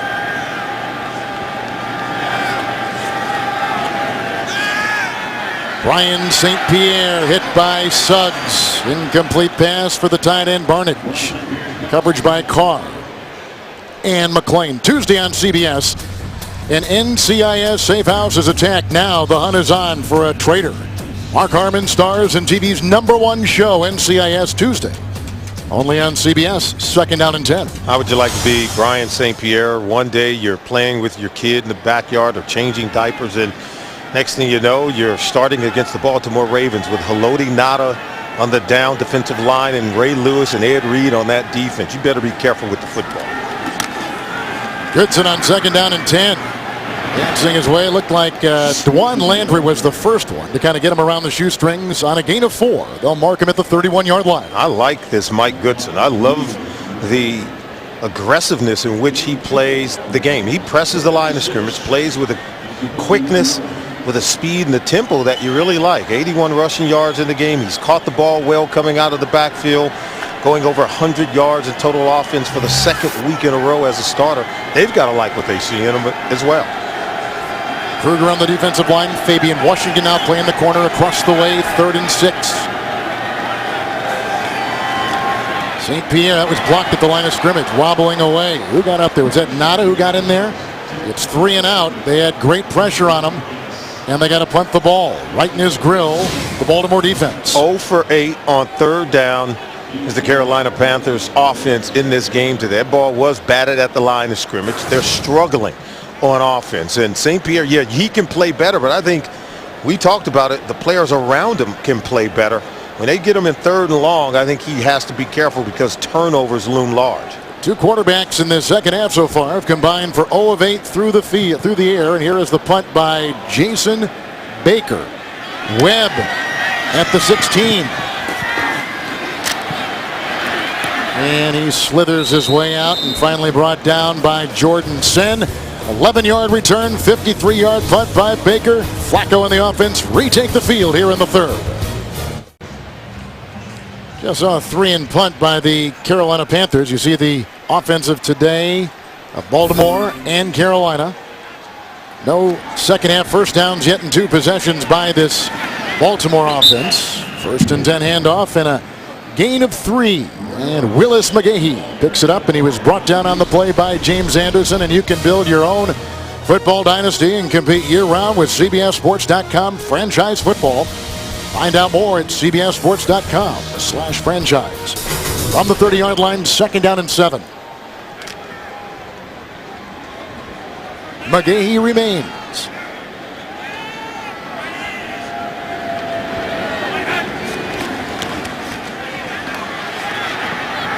Right on the money, caught by Anquan Bolden, 47-yard line. Belted on the play by Godfrey and Marshall. 17-yard pickup, 1st down. It's the only 1st down here in the second half for the Baltimore Ravens where they've been able to convert and create a new set of downs, and it starts with protection for Flacco. They run the 6 route, that crossing route by Anquan Bolden. Easy throw because the completion was there and lack of coverage on the back end for Carolina. 1st and 10 with McGahee. The block by Orr. Coming back, you got Mason. Makes the grab right in front of Marshall. It's I think it is a 1st down to the 44-yard line, 10-yard pickup on the play. Yeah, they had the single high safety down the middle of the field. That means go outside the numbers with the ball, work the one-on-one coverage. Easy to identify for Joe Flacco is Derek Mason one-on-one with the corner to that side of the field. Got to trust that your wide receiver is going to win. His comeback passes, Flacco's out passes, I mean, they're as good as you're going to find. As you see Mason getting reception number 900. The kid from Michigan State's done pretty good in his 14th season, hasn't he? Wow, those are impressive numbers. 5 in the secondary, 1st and 10. Willis McGahee grubs with the block to the 38. Brought down on the play by Sherrod Martin. It's a gain of 6. Now they're running the ball. Good balance. Starts with their ability to throw it down the field. They've got good mix of run pass in this ball game today. 20 run plays and 25 pass plays called by their coordinator Cam Cameron. So they're giving Joe Flacco a really good look at the running game. And I think that's what's buying more time when he drops back to throw it. The defense has to check for the run game before you get to rush the quarterback. 2nd down and 4. The other way from McGahee. Read beautifully across the way. They had James Anderson out of Virginia Tech, leading tackler on this team, losing 6 on the play. So mark him back to the 44. Anderson read that play very quickly, and Joe Flacco thought that the play action pass might buy him a little more time. Well, it bought him time, but then no one could get open at the second level. We talk about the Carolina Panthers defense, and I said 2 weeks ago they were ranked 4th in the NFL, but as of late they have struggled the last 2 games. You can see Joe Flacco on 3rd down. He hadn't been that good. Also, Brian St. Pierre struggled on 3rd down, but Flacco hasn't lit it up today either. Rice is in 3rd and 10. Nice knockaway intended for Heath, and a beautiful defensive play by rookie Jordan Pugh out of Texas A&M.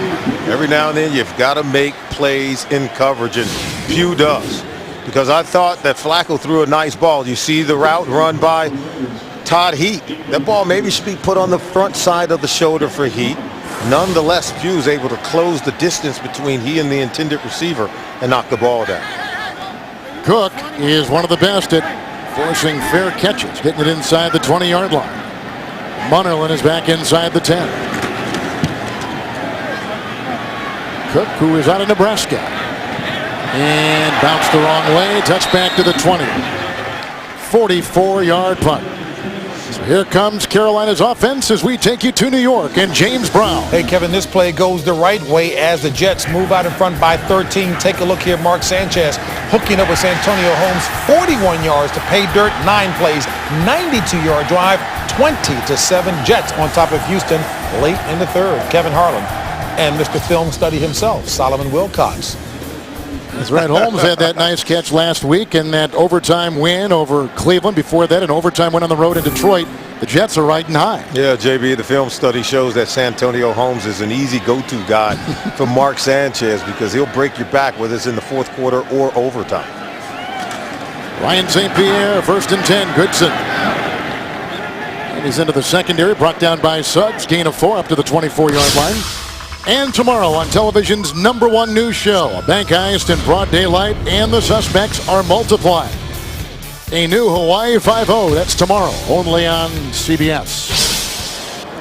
2nd down and 6. Carolina with the number 32 offense in the NFL. Goodson, good block by the tight end King. In the secondary, a bring down by Reed, a 12-yard first down run to the 37-yard line. They're checking the run over to that open side, going away. See all the pressure coming from the right side, but see, look at them getting it over outside of Ray Lewis, but they're running to what we call the open side of the defense where there's one less defender in the box. And so they're doing a good job of identifying where they have the matchup advantage, and they're taking advantage of it. Goodson's doing a really good job of tacking and pressing the line of scrimmage. On this particular series, Chris Carr back in at the corner. Washington was. Now Carr is in, 1st and 10. 98 yards. Here's Goodson. Flag is thrown. Carr was there with the stop for Baltimore. There was no gain on the play for Mike Goodson. Well, Goodson's doing his part. He's having himself one heck of a game. Now the offensive line has to settle down. We talk about the different parts breaking down on offense around the quarterback. The offensive line has to perform more consistently. Holding, number 65.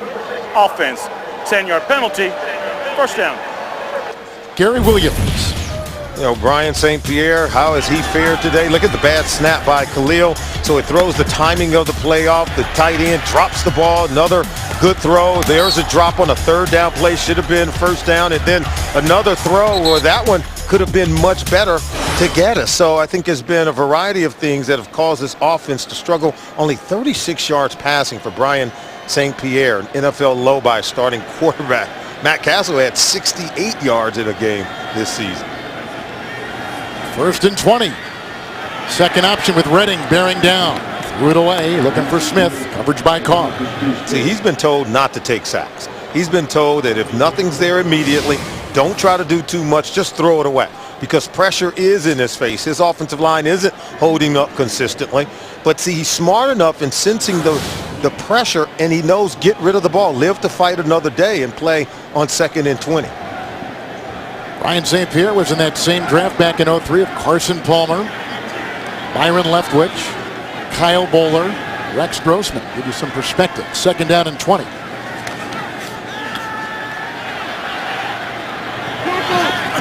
That's a catch by the tight end King, who had a couple of drops last week against Tampa. The coverage by Jameel McClain. It is a gain of a yard, and they'll put him at the 28. Ball is completed. I think if you're a Carolina Panther fan, sooner or later you say, well, let's go down the field. But does the protection hold up long enough for you to push the ball down the field? Was that ball thrown a little bit high? Yeah, but it was catchable. And finally, he's getting someone to catch the ball for him consistently in the ball game. 7 of 17, only 37 yards. You can see the 3rd down conversions have not come for Brian St. Pierre, where he's 0 for 8 today. 3rd and 19 here. He needs the 47. Goodson a block. Nice catch by Steve Smith, but shy. The coverage by Carr. He had to get to the 47.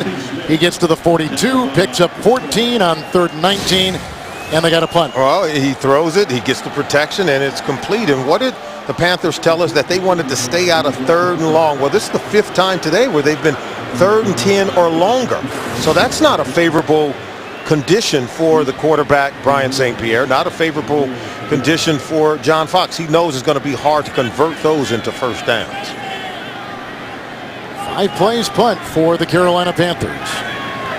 Baker to punt, and Webb is back inside the 20. Webb from the 25. Nice tackle downfield. It was made by Anderson, who starts at that linebacker. 4-yard return, 33-yard punt. And Kevin, you want to change around a franchise, take a look at some of those Super Bowl winning coaches who are available. How about Tony Dungy? Won Super Bowl 41 with the Colts. Our own Bill Cowher, remember he won Super Bowl 40 with the Steelers. He's available. And John Gruden, yeah, he's doing Monday night games, but he won Super Bowl 37 with the Bucs. Something tells me you could talk him out of it. And Brian Billick with these same Ravens, okay, just 10 years ago won Super Bowl 35. And John Fox, yeah, I think he understands that this could be it. 9 seasons in Carolina might be it for him. And the Panthers could be looking for a head coach when this is all said and done. Rice in the backfield. He gets the call. Or with the block.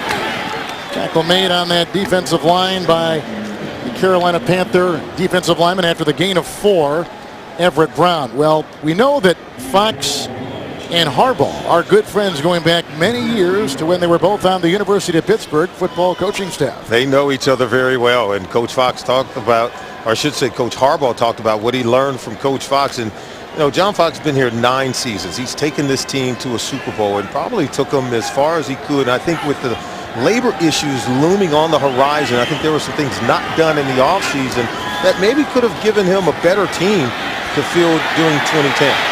2nd and 6, a little bit high as they go to the far side. Ed Dixon, the rookie. It'll be 3rd and 6, pressure up the middle. And speaking of that staff, back to 1987. Oh, take a look. There's Coach Fox, and you notice Harbaugh's down on one knee. That means the guys in the back. And you see this guy here? That's Sid Gilman, the father of the modern-day passing game. Don't forget. So if you're on the staff with a guy like that, you're going to learn a lot. And Coach Harbaugh learned a lot. So did John Fox. And no wonder why both guys are excellent NFL head coaches. I still think the testament to Coach Fox is how hard his team and the players are still playing for him. Yeah, you wonder how much fight they would show today, and they've shown plenty of fight. Yeah, absolutely, and just a wonderful spirit inside the building when you go to visit this team. 3rd and 6 for Heath. Made the catch. Was he inbounds? With the coverage across the way by Gamble. The catch was made. What a beauty. Great throw by Flacco. 16-yard pickup and a first down to the 49. We told you Flacco had the talent to really make this an explosive passing attack, and he's one of the blossoming stars in the NFL. This is a wonderful throw because that's very tight coverage on the back end of the secondary, and Heap is one of those guys. He's been there, done that, and still playing at a high level. Dixon for Heap. Heap, by the way, 4 catches and 47 yards today. He's had a terrific game. 1st and 10. Quick hitter, and the aforementioned Ed Dixon can't hold on. Wow. By the linebacking core, it'll be 2nd down and 10. He was fighting that ball. You got to go ahead and make this catch. Talk about helping your quarterback. Flacco's hit a few receivers in the hands and still seen the ball go to the ground. I think 20 of 29 if you're Flacco. Look, 6 drop passes. It's the fewest in the National Football League this season, but I've seen, 2 of those drop today. Mm-hmm.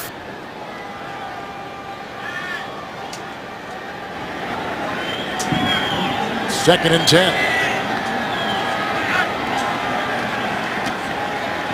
Up the middle they come. Rice caught the blitzing linebacker.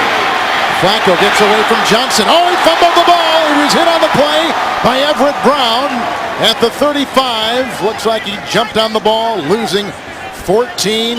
It is Baltimore's ball. Boy, they were running right at him.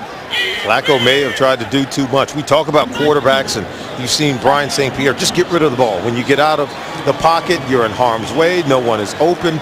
You've got to get rid of the ball. Now Flacco. There was a foul on the. There was a flag on the play for illegal contact. However, the quarterback was out of the pocket, so there is no foul. 3rd down. 3rd and 24. Yeah, quarterback out of the pocket. He could be running, so you can make contact with the receiver down the field. But we talk about when do you give up on the play? I think right now, get down, hold on to the ball. You should have thrown it away, but you can ill afford the turnover at any point in the ball game, but certainly now don't want to give anything to the Carolina Panthers. You see Michael Orr there, number 74. He went to Mississippi. He's from Memphis. You've seen the movie and read the book, The Blind Side. His high school teammate, Greg Hardy, is on the defensive line for Carolina. They have not gone head-to-head today, and he's been in for a handful of plays. One of the interesting stories of this game, 3rd and 24. They need the 41 of Carolina. Look at the defensive configuration. Confusing for Flacco. Has to call a timeout. Wisely done. He says, hey, we can't run against that. We don't even know who to protect. Right. There was only 2 guys with their hand on the ground, which means it's really difficult to call your protections because all the protections start with counting how many hands are on the ground. Those are the guys you want to block, and then you try to figure out who's coming on the blitz. And if no one put their hand on the ground, then how do you begin your count in the protection scheme? John Harbaugh was talking to some scouts here in the press box before the game. They think he's got the makings of a Dick Vermeil type guy, a long-term head coach, great communication skills. Yes. He was in Philadelphia a long time under Andy Reid, and it was Bill Belichick's suggestion to the ownership of the Baltimore Ravens that they interview this guy, and once he interviewed, they said, that's our guy. He's the son of a coach. Yes. You know, his dad that coach with Bo Schembechler at the University of Michigan. He's been around coaching his entire life, and I just love his temperament and his ability to teach the game. 5 defensive backs, 3rd and 24 after the Baltimore timeout. Again, they got to get to the 41. Rice, Burke is out there. Yonda is out there. Maul is out there. And he gets the catch run to the 47. 13-yard pickup, well shy of the first down. The defense again holds for the Carolina Panthers. Remember, Jason Garrett, he was the guy interviewed for this job with the Baltimore Ravens. Jason Garrett decided to stay and remain in Dallas. It opened the door for John Harbaugh. And I think the Baltimore Ravens, they knew what they had once they interviewed Coach Harbaugh. And I really shudder to think what could have happened maybe if they would have signed Jason Garrett. Not that he would not have been successful, but to think that the Ravens would have missed out on this guy, that would be something extra. Jordan Pugh is the player down. And when you think about the succession of coaches in that Baltimore organization, you've talked about this already today, but they have maintained a very high level of performance before with Brian Billick and now, of course, with John Harbaugh. Yeah, I think when you have been successful as an organization, consistency at the head coaching position, even at the upper levels of management, it all plays a part in it. You go back to Ted Marchibroda, and then, of course, Brian Billick, who they won a Super Bowl with him, and now Coach John Harbaugh. And I think this guy is capable of winning a Super Bowl before it's all said and done. And I think Ozzie Newsome and I think Bisciotti, the ownership, they all know what they have in Coach Harbaugh. And, you know, he talked about his good friend John Fox on the other side, and they're 1-8. They're going through their struggles. And he says, yeah, but I don't feel sorry for him. He said he knows all coaches go through those tough, difficult times, but his job to win football games. You mentioned Bisciotti. I talked with Al Saunders, one of the offensive coaches of Baltimore. He said the environment with the Ravens is amongst the best, if not the best, he has ever worked under. Munnerlyn from the 8. He'll dance his way, and finally the long snapper, Morgan Cox, helped knock him out of bounds. 6-yard return, 45-yard punt. He'll be out of bounds at the 14-yard line. Wednesday on Showtime. Warren Sapp, Phil Simms, you saw Collinsworth, and you saw James Brown. They come your way on cable's longest-running show, the multi-award-winning Inside the NFL, every Wednesday on Showtime. One of my favorite shows. Yeah, and always watch it. Must-see really, TV. Yeah, really good stuff. And I tell you what you could expect in every game, every single weekend, and reason why games are won and lost. And now getting back to the field, Brian St. Pierre's got to get this offense moving with the Panthers. He's 8 of 18 today, 51 yards. Blitz is on, 1st and 10. Woodson, Dwan Landry just blew up that play, throwing him for a 2-yard loss. Landry on the move. He's had a good game. The loss back to the 12-yard line. On 1st and 10, the tendency is to run the football. Every now and then you got to blitz the run, and Landry was able to do it, getting the tackle in the backfield of the Carolina Panthers. Welcome back to Charlotte, North Carolina, and the NFL on CBS, where more people watch the NFL this season than any other network. With Solomon Wilcox and our entire CBS crew, we are in Charlotte with a 2nd and 12, beginning the 4th quarter. Brian St. Pierre. Dropping it outside was the receiver, Devin Thomas. Could not hold on. Thomas is a 3rd-year receiver out of Michigan State who has not caught a pass this season. Oh, we told you that Brian St. Pierre needs more help, and we're not making excuses for him, but you've got to make that catch if you're Thomas. I mean, you nearly fumbled the ball without contact. He tried to run before he made the grab, and only 3 offensive players have touched the ball on offense for the Panthers. Mike Goodson's done a good job of running and catching it. 2 catches by Steve Smith, and then Jeff King has made a catch. Everyone else has put the ball on the ground. I think he heard Reed coming. He heard him and saw him coming. Yeah, into the nickel. 3rd and 12. They take Going a shot. deep, and they got Geddes. There he goes. He's being chased. Wilson can't get him. He is gone.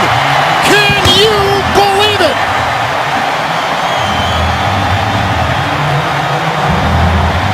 I've been calling for it, Kevin, that Brian St. Pierre had to take a shot down the field. And they decide to do so when they get man-to-man coverage against Josh Wilson. And take a look at this over to the left side. Look at the max protection, keeping the running back in. Goodson doesn't know who to block. But then they're able to get the ball down the field to a streaking David Geddes, a blossoming star, a rookie in this offense. But boy, is he one magnificent player. What a throw by St. Pierre. Longest play from scrimmage this season by the Carolina Panthers. Casey, 20-13. Seconds into the 4th quarter. The rookie from Baylor, David Geddes. St. Pierre's pass right on the money. And the Panthers are back in business. Doesn't matter when you put those yards and those points on the board, because Brian St. Pierre, before this game, his first 6 seasons, and then that last drive, bang. His first 6 seasons in his career. Right. Only 15 yards passing, and he eclipsed that in 1 throw on that pass drive. Jalen Parmley. Zig out there, and then brought down on the play nicely by special teamer C.J. Wilson. A 24-yard return to the 23. This week, Dave's all new with Jerry Seinfeld and Medal of Honor recipient Staff Sergeant Sal Junta. Plus tomorrow, Jessica Simpson, followed by Craig Ferguson. That's only on CBS. Well, Pittsburgh, the team that Baltimore is tied in first place with, is leading Oakland 21-3. Josh Wilson was just burned by a rookie. And now Flacco's got a whole new game to contend with. He's got to make some plays and try to get some points back on the board. Rice in the backfield offers the block. 1st and 10 for Flacco. Johnson hit by Anderson. LaRon McClain whacked by Marshall. Gain of 4 and works his way to the 27. And Kevin, now you notice the energy here in the building at Bank of America Stadium. And look at the energy for the defense. They're playing faster. They sense that they're in this game and have an opportunity for an upset. And they know as well as we do that the Ravens have blown a 4th quarter lead 3 times so far this season, most recently in a Thursday night game against the Atlanta Falcons. 2nd down and 6.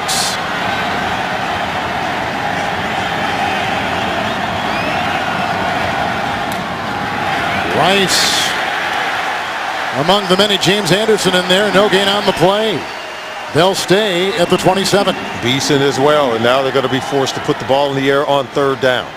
And I think you've got to try to dial up some pressure, but can you match up man-to-man outside against the weapons that Cam Cameron is putting on the football field? Ron Meeks, defense coordinator, got to decide, do you bring pressure, forcing the early throw by Flacco, and risk man-to-man coverage on the outside where they've been working on these corners all day long?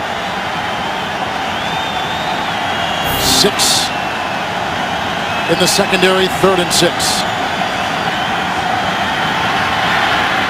Flag is down.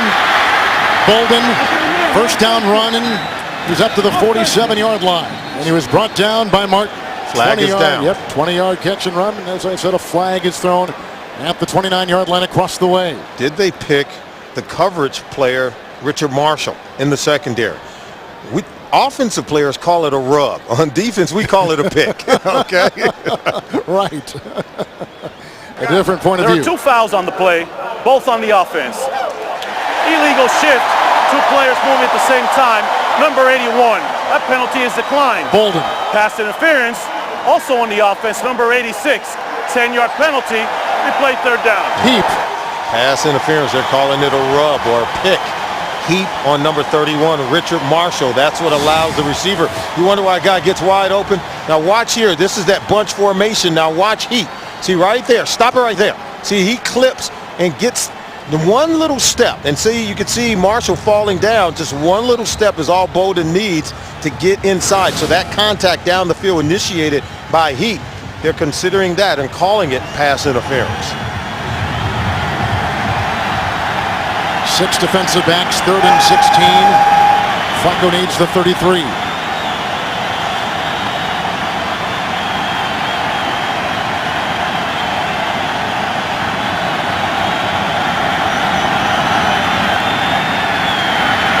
Hit. Rice. Down. Anderson was there, 7-yard catch and run. Also getting hit on the play, Charles Johnson. Baltimore has got a punt, another 3 and out. Yeah, they're going to get pressure on your quarterback. You have to hold it for a considerable period of time to be able to convert 3rd and long. Against a 3-man rush, Flacco's been taught to be patient. You should never get to the quarterback when you're rushing 3 and have 5 guys blocking for you, but you can see the protection didn't hold up for Joe Flacco. Munnerlyn is deep back for Sam Cook. No wind. Good punt. 16 hang time of 4-6. Munnerlyn dancing, whacked down the play and brought down by linebacker Jason Phillips. 60-yard punt, 6-yard return. The 1-8 Panthers have new life with Brian St. Pierre. Brian St. Pierre just threw an 88-yard touchdown pass moments ago, and here he is. He was with the Ravens back in 05 and back at Steve McNair and Kyle Bowler. 1st and 10 from the 24, and Goodson, who's been a nice constant for that offense today in picking up a gain of a yard. He's up to the 25-yard line. A bunch of guys got their hand on him. And Brian St. Pierre, he talked about, he said, this is a great opportunity. I think he understands that this is his way back into the National Football League, and he's got to probably have lost some sleep this week, saying that, you know what, I'm going up against one of the best defenses in the NFL. As you look at the comparable numbers here in the second half, he's outplayed Joe Flacco, moving his team down the field in the second half of the ball game. On 2nd and 9, Geddes. Carr was over there. Reed brings him down about the 29-yard line, and he picks up 4 on the play. He was at home, was this quarterback, St. Pierre in Boston, looking at a career in broadcasting. He's 30 years of age. He has an 18-month-old son. His wife is pregnant with their second. He was looking at life beyond football. And now he has new life because there's young quarterbacks on the roster. Jimmy Clausen's a rookie. Tony Pike is a rookie. And you need a veteran quarterback, I think, somewhere in the mix to stabilize your offense. And that's what he's given them here in the second half. 3rd and 5. Great time. Great blocking. King, the tight end, he does not get the first down. Great play there. Jarrett Johnson coming through. Help from McLean. Gain of 3 when they needed 5, and they got to punt the ball. 3 and out for Carolina. And look at the protection. It holds up tremendously, but nothing down the field for St. Pierre to go with the ball. So you go to your check down, you go to King. King's got to be able to make someone miss, but the speed. Now, Steve Smith, this is backside. Clear to the other side of the field. Is he open? Absolutely. I think they're only giving Brian St. Pierre one side of the field to read, then get rid of the football. Baker to punt, and Webb is back, and this one's got good hang time. Webb is going to fair catch it back at the 20. Anything over 4-5 hang time is good. That was 4-8, 48-yard punt. Flacco's got the ball, up by 7. And some interesting numbers as we're in the 4th quarter. This Baltimore Ravens offense has cooled off, and you talk about heating up. Carolina Panthers defense has had their number. Rice is in on 1st and 10. Big hole, and there he goes into the secondary, and jumping on his back is Marshall. Weaving his way to the 34. 13-yard pickup and a first down for Rice. Coming up next, the game you've been waiting for is Peyton Manning and the Colts take on Tom Brady and the New England Patriots. It's coming up next. You'll all see it right here on CBS. I love the design of that previous play on the run by Ray Rice. Use Ray Rice to close out the ball game and slam the door shut. 1st and 10. Rice again. Good block by Yanda. Picking up 4 yards on the play. Tackle made by Nick Hayden, and Solomon spot him near the 38-yard line. So many coaches that you talk to around the National Football League, when they talk about the running game, they know it's a passing league in the National Football League, but the time to run the ball is in that 4-minute offense, or when you get into the fourth quarter.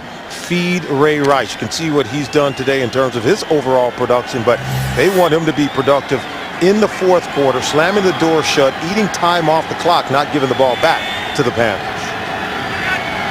It's 2nd down and 6. McClain with the block in time for Flacco. Now they come at him, and it's Heap uncovered.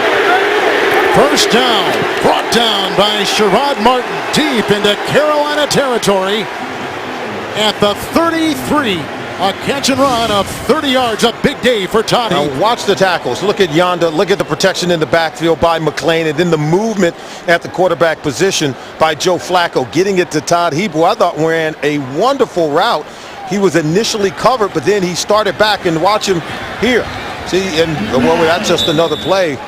He was able to detach from coverage, and then they go with the quick snap and give the ball to Ray Rice. Rice for 4. Godfrey the stop, and just updating Heap. He's caught it today 6 times. 69 yards. 20 career games with over 100 yards from scrimmage combined, both receiving and rushing the football. So he's a weapon. We talked about the many weapons on this Ravens offense, and now we're seeing Ray Rice heat it up. Flacco with 301 yards through the air. 2nd down and 6. Rice again. They bunch up and make the stop near the 28-yard line. It is a gain of 1. All kinds of bodies for the Panthers coming off that pile. It'll be 3rd down, and they had Martin back there making the stop. So we saw a big run from Ray Rice on this drive, the big throw and completion to Todd Heap, but Ray Rice, I think, has been the focal point. Now as we get to 3rd down, if you're the Carolina Panthers and you want to try to win a game here at home, their only win this season have come against the San Francisco 49ers. Cam Cameron knows this is a huge 3rd down conversion opportunity. Okay, he is in on 3rd down and 5.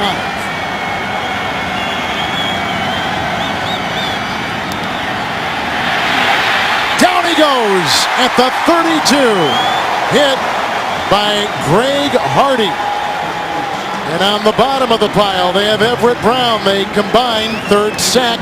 Loss of 3, back to the 31. A good controlled rush lanes. Watch how they pinch the pocket, coming, and they contain him, force him to step up in the pocket, then they're able to come away with a sack. I just thought it was good controlled pass rush and excellent coverage on the back end in the secondary.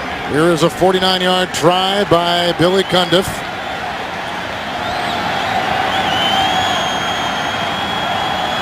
No win.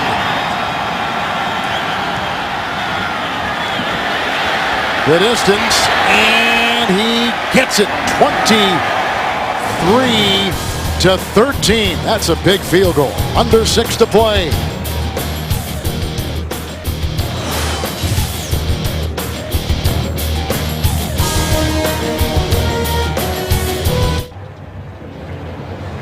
Well, with the Steelers wiping out the Oakland Raiders, it's a big game for Baltimore. They and the Steelers came into this game tied for first place atop the AFC North. We just saw a 49-yard field goal moments ago from Billy Cundiff, making the lead 10 for Baltimore. Devin Thomas is deep back.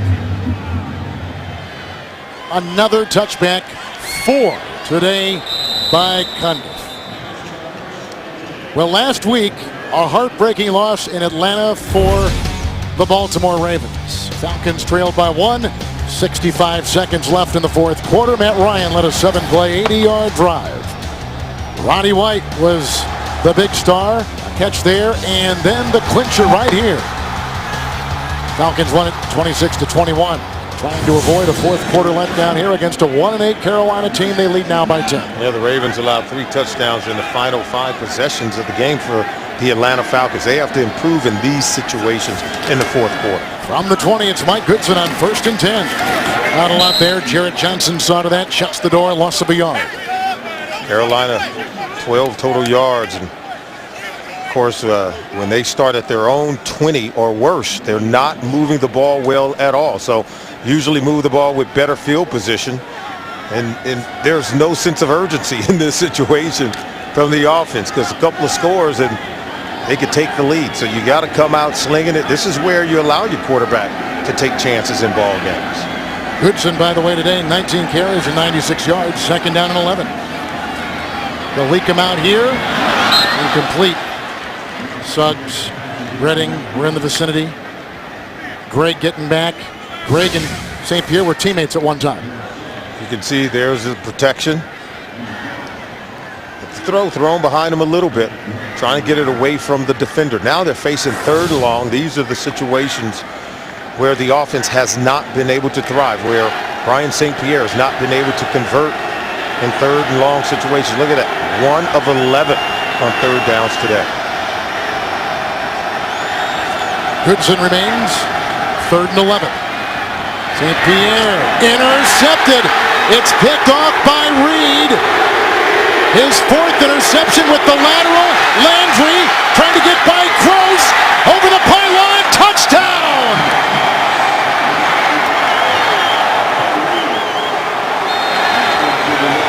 And that is the dagger. All day long we talked about Brian St. Pierre protecting the football, but there's a fine balance of protecting the football and then pushing the envelope, trying to do something special for your team. Well, the one guy you don't want to gamble against is Ed Reed. You know he's lurking back there somewhere. He's the quarterback of the defense, but watch this play. This is helping to put points on the board and slam the door shut on the opponent. Just flipping the ball over to Landry, knowing he has a better chance to get it into the end zone than you do.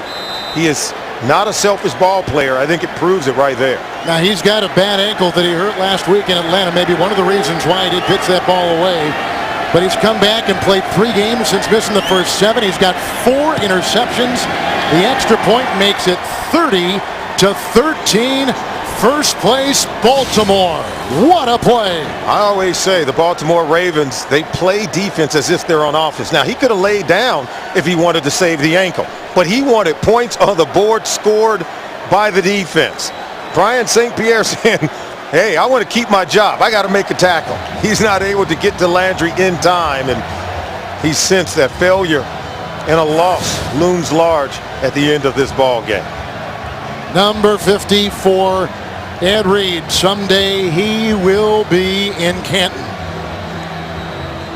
32nd player in NFL history to have 50 or more interceptions. And boy, no one has found the end zone for his football team as much as Ed Reed, or helped his team get into it. He's returned punts for touchdowns. He's intercepted passes, and you could see allowing someone else to score the touchdown. I think he's a wonderful leader. He leads by example. Coach Harbaugh talked about it, and boy, he affects this team in a positive way. Look at the return yards, only behind Aaron Sharper and Rod Woodson.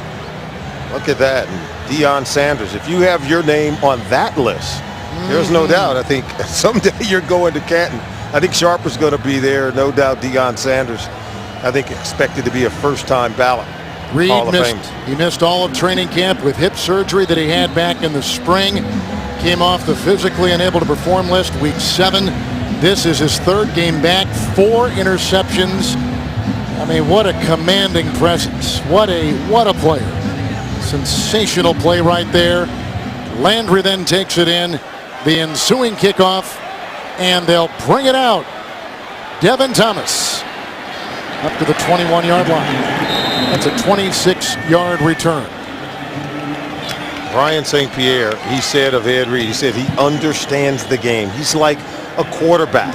He said it's a chess match when you're playing against Ed Reed. He had practiced against this defense every single day as the scout team quarterback. He saw that defense with Ed Reed and Ray Lewis, and he understands the things they do. Now, knowing what to expect, and then avoiding the egregious error like what you saw in the interception. I think there are two different things. You got to know where Ed Reed is on every single play. St. Pierre hit by, oh, that's intercepted by Ray Lewis. Lewis breaks a tackle with Smith. He'll take it in. That's a touchdown. Ray Lewis. A 24-yard return. And Baltimore has jumped off to a 36. And how do you not see Ray Lewis moving into the passing lane? But he's good enough to disguise his intent from the quarterback. He breaks on the read. He's doing more than reading the eyes of the quarterback. He understands route combination. He allows the number 2 receiver across his face and breaks on number 1 outside. And then the pressure on Brian St. Pierre forces the early throw into coverage. So Ed Reed on one play, then the future Hall of Famers we talked about, Ray Lewis, on the next to slam the door shut. And that should do it. 37-13. Officially a 26-yard,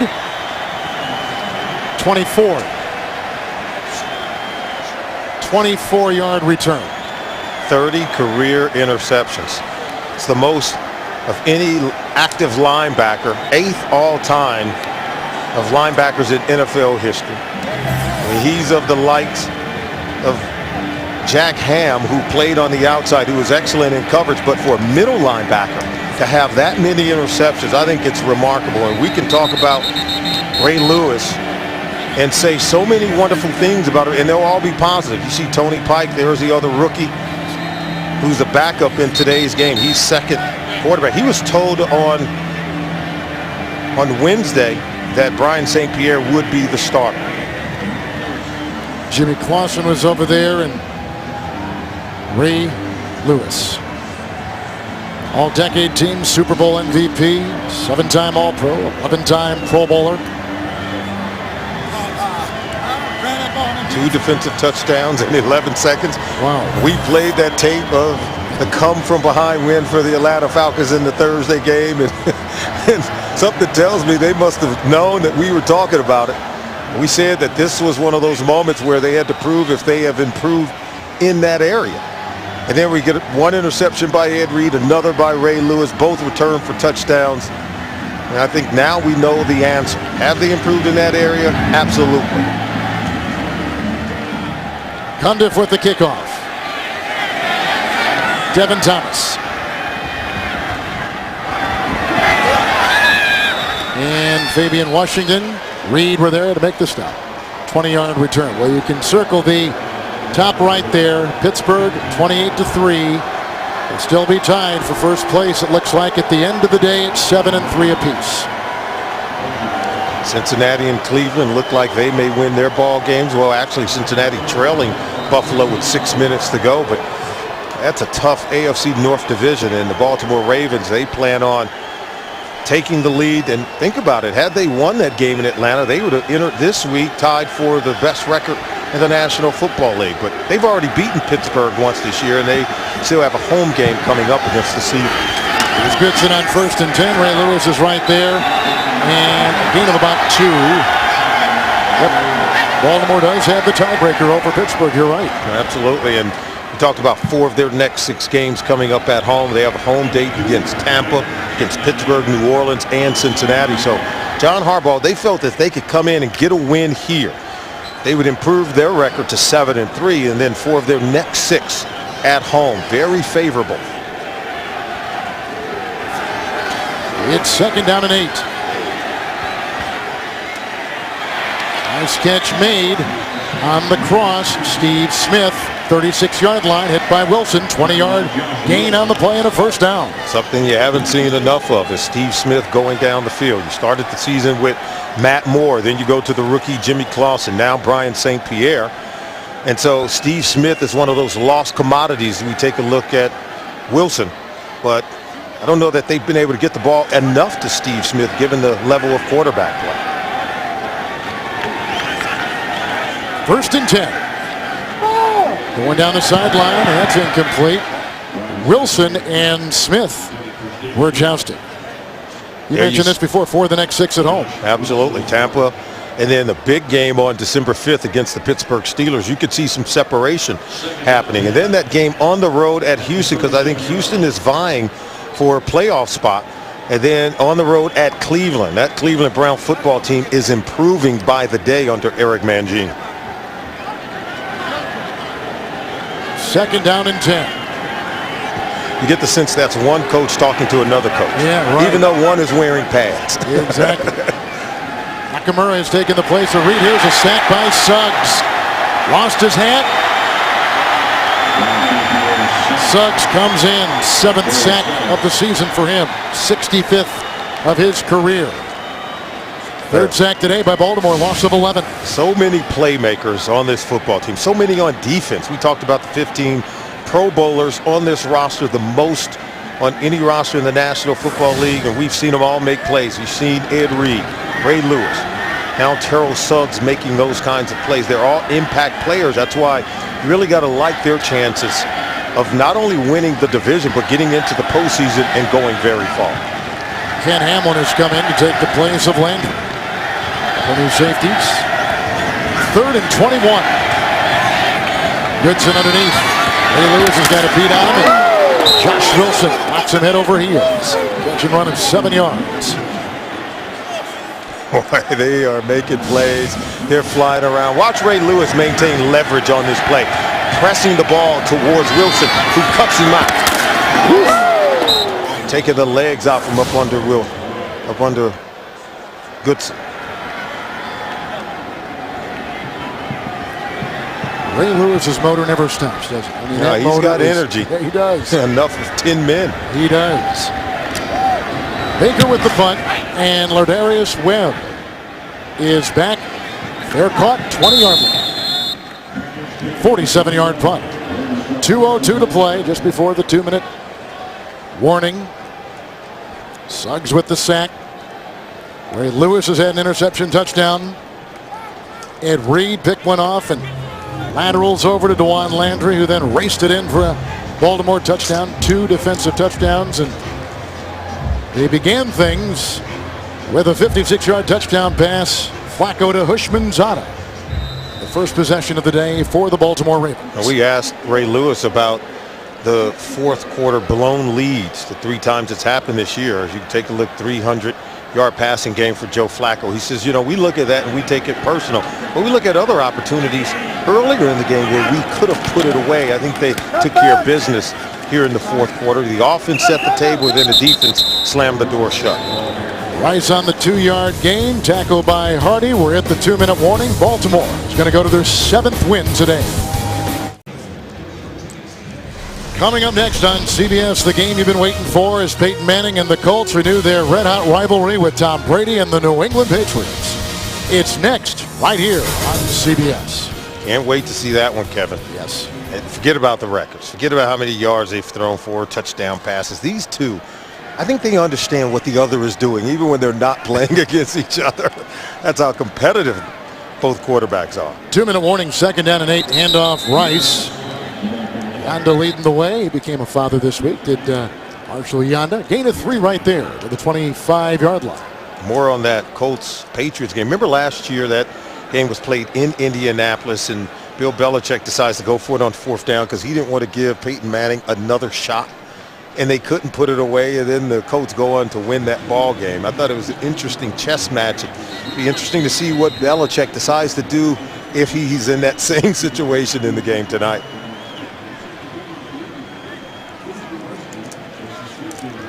Panthers have had 6 non-winning seasons in the 9 that John Fox has been here, but he has taken the team to 2 NFC Championship games, 1 Super Bowl, and when Jake Delhomme had that 5-interception game in that playoff game, to me that was kind of the beginning of the end in some ways. Yeah, and this year, even though they decided to not bring back Jake Delhomme, I thought it was a sort of a misstep not to bring in a veteran quarterback. They decided to go with Matt Moore. He became hurt, and I don't think it worked out in the early going of the season, and then of course, the rookie quarterbacks have not done well, and I think they struggle to win games. Number 98, defense. The 5-yard penalty will result in a first down. Jimmy Clausen is the quarterback normally. He had a concussion last week. That's why he is in civvies today, not playing. They called Brian St. Pierre, and he was quarterbacking today. There's Pike. He's the rookie from Cincinnati. A lot of people thought that he may get it, and it was a controversial decision to literally get a guy out of his living room who had not been to training camp with any team, had not had anything but no practice going into his 4 practices this week with Carolina, and being named the starter. And played really good up until his last 2 throws. Sure. 1st and 10 handoff to Rice. He wheels to about the 35 and picks up 5 yards. And another timeout, and Carolina will take this. They've got 1 left. And Joe Flacco, he told us last night he wanted to do a couple of things. Get off to a fast start. Did that on a touchdown strike on the first possession of T.J. Hushmanzada. 24 of 33, over 300 yards passing. I thought he was really good in this game today. Moved very well, threw the ball accurately. More importantly, no interceptions on the day from Flacco. So proved that he can put points on the board when this team travels on the road. With his offensive coordinator, Cam Cameron. He asked Joe last night how comfortable he feels. He said, I feel comfortable. You know what? My offensive line feels so comfortable because they've all been together for a long time. Yeah, 3rd year in the system under Cam Cameron. Spends more time trying to study the opposing defense. It doesn't have to relearn a new offense every year. That looked like maybe somebody moved. It was a 2nd down and 5. Encroachment, number 68, defense. 5-yard penalty, 2nd down. Andre Neblett, rookie free agent out of Temple. So they push the ball to the 40. Inches shy of a 1st down. 2nd and less than a yard. Carolina with 1 timeout. Baltimore with 2. Ravens will be 7-3 for just the 2nd time in their history. Last time was back in 04. Klein on 2nd and 1. Dragged down by Hardy. No gain. Well, today they played what we call good complementary football. Carolina, this is their 3rd and final. This will be a 30-second timeout. Coach Harbaugh, like, what are you doing? Why call timeout? You can see coaches get annoyed with those little tactics when you look at the scoreboard, the timing of it all, and then why would you call a timeout? Why are we delaying what I'm sure Coach Harbaugh considers the inevitable? And we kind of had that thing going on last week in Denver between Todd Haley and Josh McDaniels. Right. But these guys are such great friends.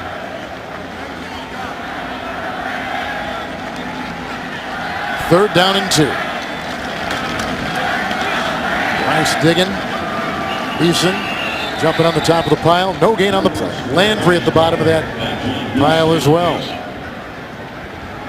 So 4th down and 2. Carolina's out of timeouts. Clock continues to tick. Play clock is at 24. So they'll be just a little less than a minute, of course. About 50 seconds. Can you imagine? First win over the Carolina Panthers. And it's the 4th time they played. They came into today's game 0 for 3 in games against the Carolina Panthers. Coach Harbaugh gets the Panthers, excuse me, the Ravens their first win against Carolina. The Panthers will fall to 1-9 after their first 10 games this season. They'll take a timeout. Will Baltimore. So they've got 1 left. Carolina is out. 52 seconds to play. So on the road now, Baltimore is going to go to 3-3. 7-3 overall. We've shown you that Pittsburgh has beaten Oakland, and so they'll stay atop the North. What a division that is. 7-3 Baltimore, 7-3 Pittsburgh. In what has been a wild season. So unpredictable. Green Bay beat Minnesota. You see their bottom left. Washington, Tennessee tied at 16. Chiefs getting back on track after losing 2 in a row on the road at Oakland and at Denver last week. Yeah, and then you have Denver and San Diego playing tomorrow night in the Monday night game, so that'll be huge. Kansas City could stay and remain in first place of that division. We're tied with the Raiders. Here is the punt, and out of bounds it'll go. Punt by Cook. And Carolina will get it with no timeouts and 45 seconds on the 4th quarter clock. Ryan St. Pierre What a week he's had. I mean, we talked about the 14-hour days and spending the night here at the facility and just trying to absorb as much as he could. Well, here's what's happened, because on all the highlight shows, you're going to see the 2 interceptions, both returned for touchdowns. And I think you could be lost in that if you only saw those 2 plays and didn't see how he had played for the whole game prior to that. And I think he played well. I think he gave his team a chance to win. A quarterback can only play in a cautious manner for so long. Sooner or later, you're going to be asked to make throws to win the game, and that's when the mistakes came. Goodson gets the draw.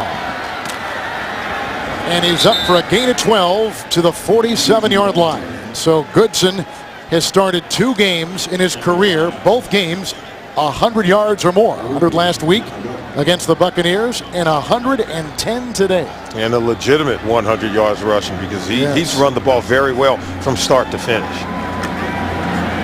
Nada can't bring him down. Slippery Goodson goes to a first down to the 43-yard line. He'll pick up 9. There is a player, Mike Goodson, 2 years out of Texas A&M. 4th-round pick, 4th-team running back. D'Angelo Williams is on the injured list. Stewart is out. Sutton is gone. All right.